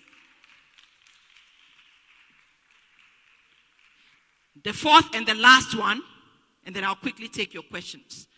Rewire your relationships. And I want to, there's so much, this place is so, thank you, so wide. I have so much, it's so loaded. And honestly, we don't have time, so I don't want to put too much in it. But let me give you a couple of things. One is that people, and I think Maya Angelou says it so well, people will not remember what you said. People will not remember what you did. But people will always remember how you made them feel. Please, in the relationships we are developing in everyday life, not only love, business in particular, and life relationships that you will meet along the way again, the key thing about the relationship is not your verbal, that's only 7%. Even your 93%, that's not what it is, but what you leave them with. Do you leave people with a good or a bad taste in their mouth? And in image, I call it memorability. When somebody leaves any space you are in, let them want to see you again. Let them want to know you again. They may not even remember your name, but they'll say, that lady from UBA, that lady from UBA. And they will keep asking and find their way back to you. that lady from Legon, that lady from Barclays, that lady from Charterhouse. Because a lot of times we put ourselves in positions that we say things that people will remember. When they remember the negative things, you stand out. But when they remember the positive things, you will be outstanding in their mind. Standing out makes you a sore thumb. And sorry I'm using this, but like a sore thumb. But being outstanding gives all your 5 fingers or your 10 fingers away. It's a big difference. Leave a room that you have left something. And what can we do? You know, when you were even talking about sponsorship, mentorship in this session, one of the things I always say is that, listen, it doesn't matter whether that person is somebody you want to meet. It doesn't matter whether that person is your client. It doesn't matter whether that person is your friend. If you truly, truly, truly want to build a relationship with them, first, act like you care. And second, truly care. Did you hear me? Act like you care, because initially things they care about may not be things you care about. But you must show them that you care about something they care. When I was thinking about mentoring, listen, there are 3 powerful women in this room. There are maybe another few numbers of ladies in this room. I'm sure if you had them as mentors, you would have liked it. But do you know sometimes how to make somebody a mentor without them directly mentoring you? Find out the things they are passionate about, because those are what made them who they are. Then if you admire them, be passionate about those same things too. And you would not even need direct contact with them, but you will become them. We spend a lot of time. I'm sure that Mrs. Sachiano has spoken on radio many times. She's been on TV many times. Same with Mrs. Bewa. Same with Mrs. Sayuade. But do you know what? Whatever they share, we listen and we say, I'm motivated. Let me teach you. Motivation comes from motive. Inspiration comes from in your spirit. If you want somebody to learn and pick up from somebody, take into your spirit the things that they have learned, who they've learned it from, and begin to inspire yourself. Give yourself a few months. You'll be surprised the kind of person you become. Don't always say, unless I hear from them. No. Always say, unless I learn from them. So building relationships can be from afar, it can be from near. But trust me, feeling is the connector from one relationship to the other. Whether it's how you feel or how they feel, the important thing is that you connect by making the person feel right about you. And I'm leaving you with this. I grew up professionally. You know, some of you know that I've gone through many levels of adversity. I started entrepreneurship at 12. I've worked as a career in banking before I came here. One of the things I have come to learn in all my failures, in all my humanness, is that there's always someone watching. Someone is watching you. You may not see them. They are quietly watching, be it a friend, be it a mother, be it an uncle, be it a boss. And this is what I want you to do. If you are going to go into the workplace, there's always somebody who is there to sponsor you, but they'll watch your behavior first. Because before someone can advocate for you, you have to be someone worth advocating for. They are willing to mentor you, to promote you, and to guide you, but you need to give them a reason. Secondly, in business, there's always somebody looking to recommend you to another person. I have most of my work, Most of the things I do today come from recommendations. From some of the same ladies in this room. My sister, they would call and say, listen, I recommended you to this person. You know why? Because they have seen how much value I can bring. My question to you is, as you leave here, find out how much value you can become. What level of value do you have? Because somebody will recommend you. Even if you are looking to be in love with a person, the person will look at what you are doing and they'll see, do I align with this or not? And in life, there are people out there who want to model after you or who want to follow you in the future. In the past, I didn't know this. I was just living. The benefit you all have today that we didn't have, we had to learn the hard way. Today, you are getting free information. We've shortcutted your journey. Remember, someone is always, always watching. My question to you is, are you ready? If you are ready, then you are a woman of influence. Thank you very much.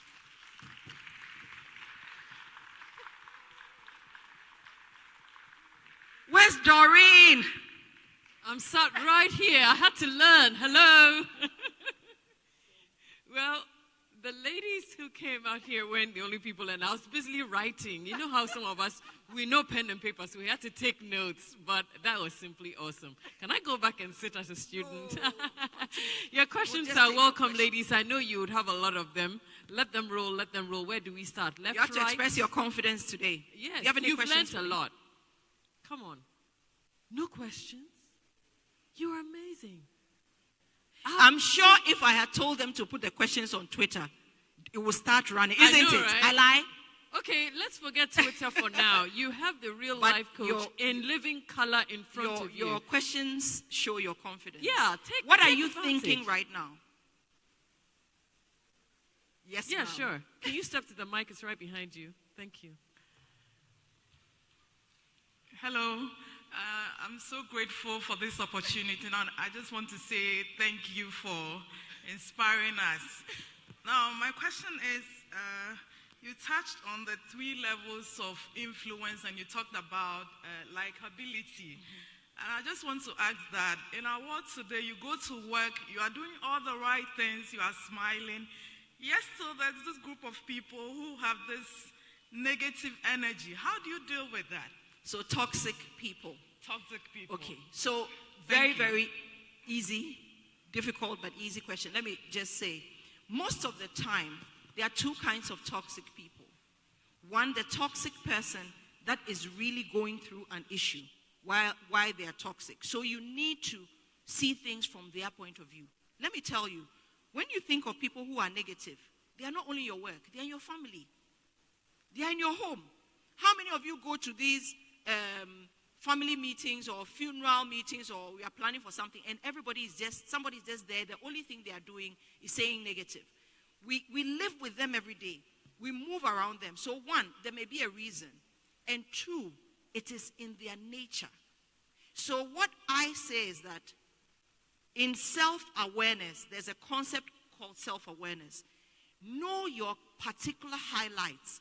And if one of your highlights is something called empathy, you can engage toxic people, be able to try and engage them. But if it's not, what you do is tolerate it and make it their problem. Toxic people are usually the 1%. 90% of people are not toxic. So don't focus on the 1% and lose your 90% opportunity. That is what we do. We always focus on, this person is gossiping about me. These people are a clique. Yes, they are. But a clique cannot stop your power. The clique is only 1%. Leverage your highlights. Go beyond the toxicity. And one of the other ways is emotional intelligence. Understand where they are coming from. They may have issues, but that is not your issue. Make it their problem, not your problem. I like that. A lot of people don't know how to deal with that. We always let it get to us so much. But it's not your problem. It's theirs. It makes a lot of sense. You have a question, miss? Yes, let's hear you. Dean. Yes, my dear. It's quite a pleasure to meet you. Pleasure to meet you too. Following you. I'm glad Thank to see you. Thank so you. my question is, generally, Yes. does the world have a place for reserved people, people who are quiet by nature and then try to be in their corner? As if like the world is now like, you have to be outspoken, be out there, show yourself before you are given that position. Does the world really have a place for quiet, reserved people? Yes, the world always has a place for introverts. You see, the thing about people who are introverts is very different from people who are not confident. So let me explain. A lot of people assume that because you are an introvert, you don't have to speak, you don't have to engage, you don't have to communicate. That's not true. That's lack of confidence. Being an introvert is being able to engage people in a way where every time you speak about something, you don't speak as much as the others, but whenever you contribute, whenever you carry yourself, it carries a lot of weight and knowledge.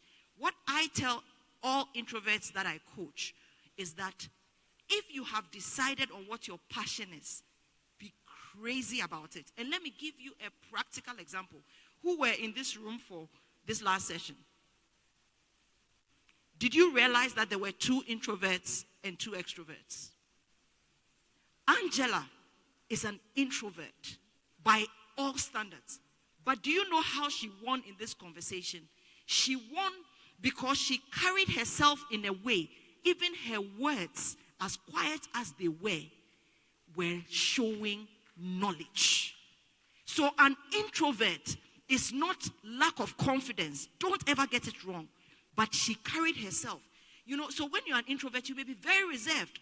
But the way you move, the way you sit, and whenever you are given the opportunity to speak, like I tell people, first 30 seconds, you've made your point. First 7 seconds is speaking. 30 seconds is when people see you, they've decided. 7 seconds you have in conversation. So for your, I call it 7 by 7. For your 7% of verbal, first 7 seconds, you have to be powerful. Her first 7 seconds, she delivered. She came and she said, this is the definition for the digital era. I was sold. But throughout the conversation, she wasn't loud.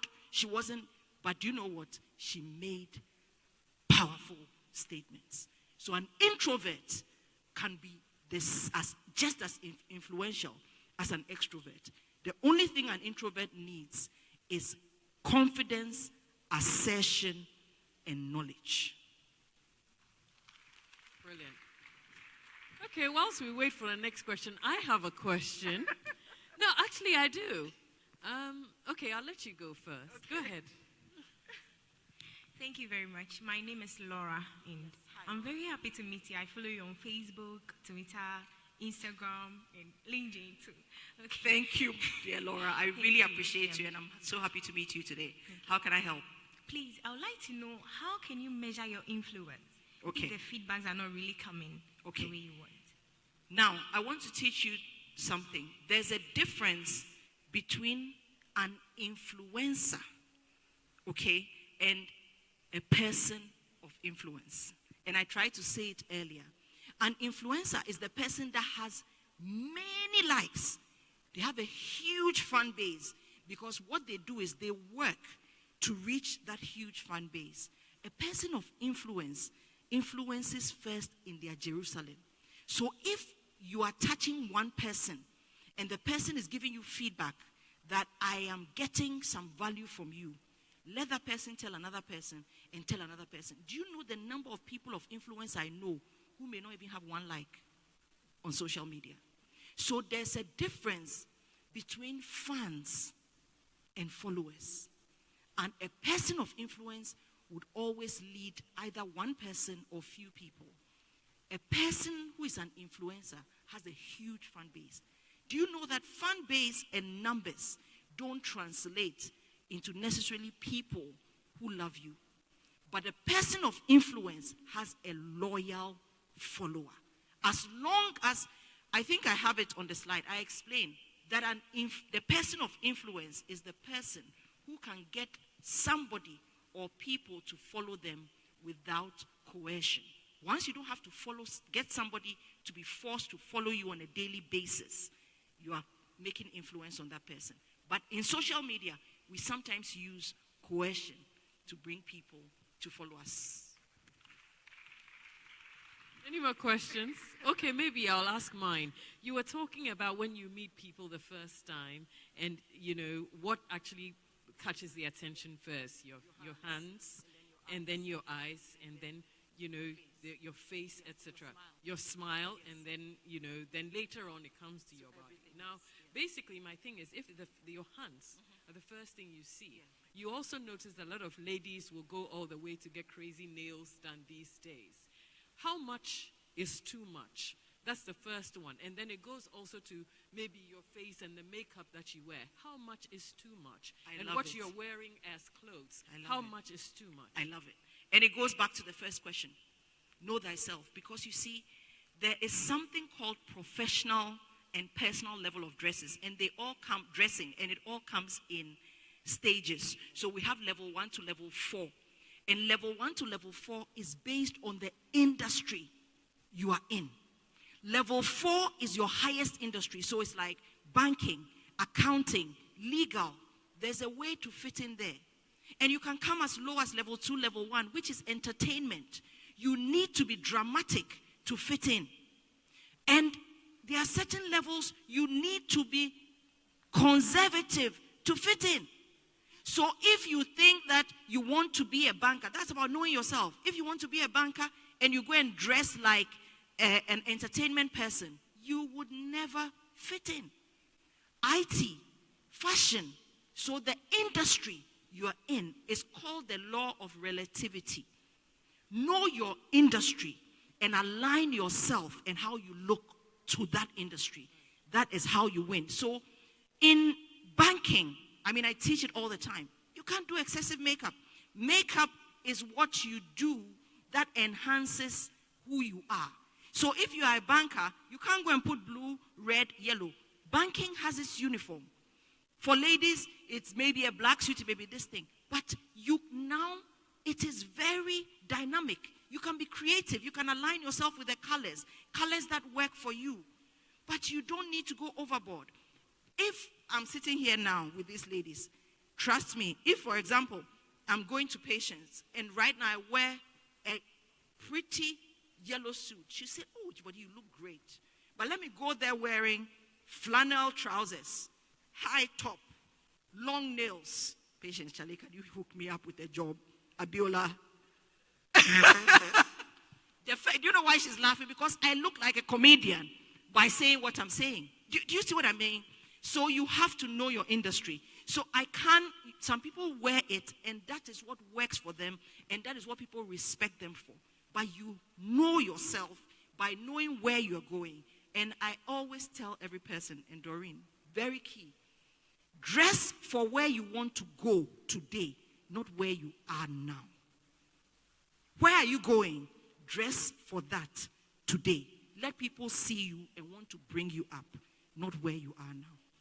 Sounds amazing. Another round of applause for Mrs. Jibodidosu. I think we're rounding up now, yep. Yes? Yes? It's time to go. You agree? Yes. Okay, I'll give you guys a little time. There's a gentleman in the back gentleman, there. I'm sorry the lights were blocking my view, but you can come and ask your question, please. Yes, sir. The mic is right there. Yeah, good evening. Thank you so much for the powerful delivery. Thank you. My name is Edmona Waiti, Value Added Book Services. I want to find out what impact has character, competence, credibility, and honesty they have on persons' ability to influence people. Very, very much. I think I talked about the things you do that give you credibility. Credibility and trust is very key. Your character is what gives you respectability. Your behavior is what gives you credibility. Your behavior, your body language, and all of that. And then your warmth is what gives you likability. You have to have all to become a person of influence. So when I'm teaching about the things you do, because mine are soft skills, I have to teach you how to practicalize them. But if you don't have the value in you, you can't practicalize it. So as I teach you the skill, you begin to understand the value. So you need character because that's what gives you that level of respect. You need credibility because your behavior shows that. And then you need likability because your warmth gives you that. So you need all to become a person of influence. Ladies and gentlemen, let's hear it for our life coach, Mrs. Jigbadi. So for those of you who want to, because there's lack of time, I'll give you a little bit of time for the ladies who want to ask. I know one-on-one. As soon as I get out there, you come one-on-one. But the stand is right at the door. So you can go there and I'll meet you a little bit. I'll give you a little bit of time, as you know. Then I can run off because I have another long day tomorrow. But I thank you so much for staying. I thank you so much for listening. I thank you so much for engaging. And I love you all. And my sisters, thank you so much for coming back. Always. Okay, I wish I could let you go, but there's one question. Oh, my God. Hello, lady. How are you? Good evening. I'm fine, thank you. I'm Coco. Hi, I Coco. wanted to find out, we hear a lot about confidence, coming out to talk or to do whatever it is you want to do. But there are some people who find it difficult to take a step. What are the basic steps to actually being confident or stepping out of your comfort zone? Because we hear it and then it's hard to start. Practicalizing confidence is the most easiest thing, but a lot of times we don't want to take the steps. If you want to practice confidence, just even follow 2 of the steps I've taught today. Write a vision about yourself. What industry do I want to be in? Where do I want to go? What kind of people do I want to meet? How should I dress? From today, I'm determined that whenever I see people, I'll look them in the eye. I'll have a smile. I'll give them a handshake. You see, confidence, it comes from all these things. The only difference is that we learn these things, but when we go back, we ask again, how can I be confident? My charge to you is just try 2 or 3 of what I have said today consistently. You'll be surprised the feedback you get. Just use them. It will make you confident. Okay, ladies, it's a wrap. Okay, no, let me just finish off and then we'll go together. But all the same, look, I mean, whenever I'm in this, I love the class from last year, and probably that's why they made me moderator for this particular session again. I love this lady and her brain, and she is absolutely amazing. Let's hear yet another round of applause for her. Every time I meet her, I learn something new, and I pray and hope that you have learned something new today that you're going to apply in your life as you go out there, whether it's work, whether it's at home. Everything she's said here actually does help us wherever we find ourselves. It's a day 1, but day 2 is tomorrow, of course. So you come out here, and of course, by 10 a.m., you can also get a free AIDS screening out there with UNHCR. Our friends, Give TNT, will come out here tomorrow and help out with, they're talking about sexual harassment, and they'll also be turning your passion into a business with Afia Moro and Mrs. Obobi and Constance Swanika. And of course, there'll be some sales out here tomorrow. So you want to come early. The early bird catches the worm. And so we would look forward to seeing you. But thank you for waiting out. And I do hope that you've learned something. God bless. Everybody stay safe. And God willing, we will see you tomorrow. Thank you so very much. Bless you, ladies. Thank you. Oh, and gentlemen. Thank you. That was amazing. It did work. That was amazing. Thank you. Let me get the mic. Thank you. You can keep clapping, sure. It's still welcome. Thank you so much.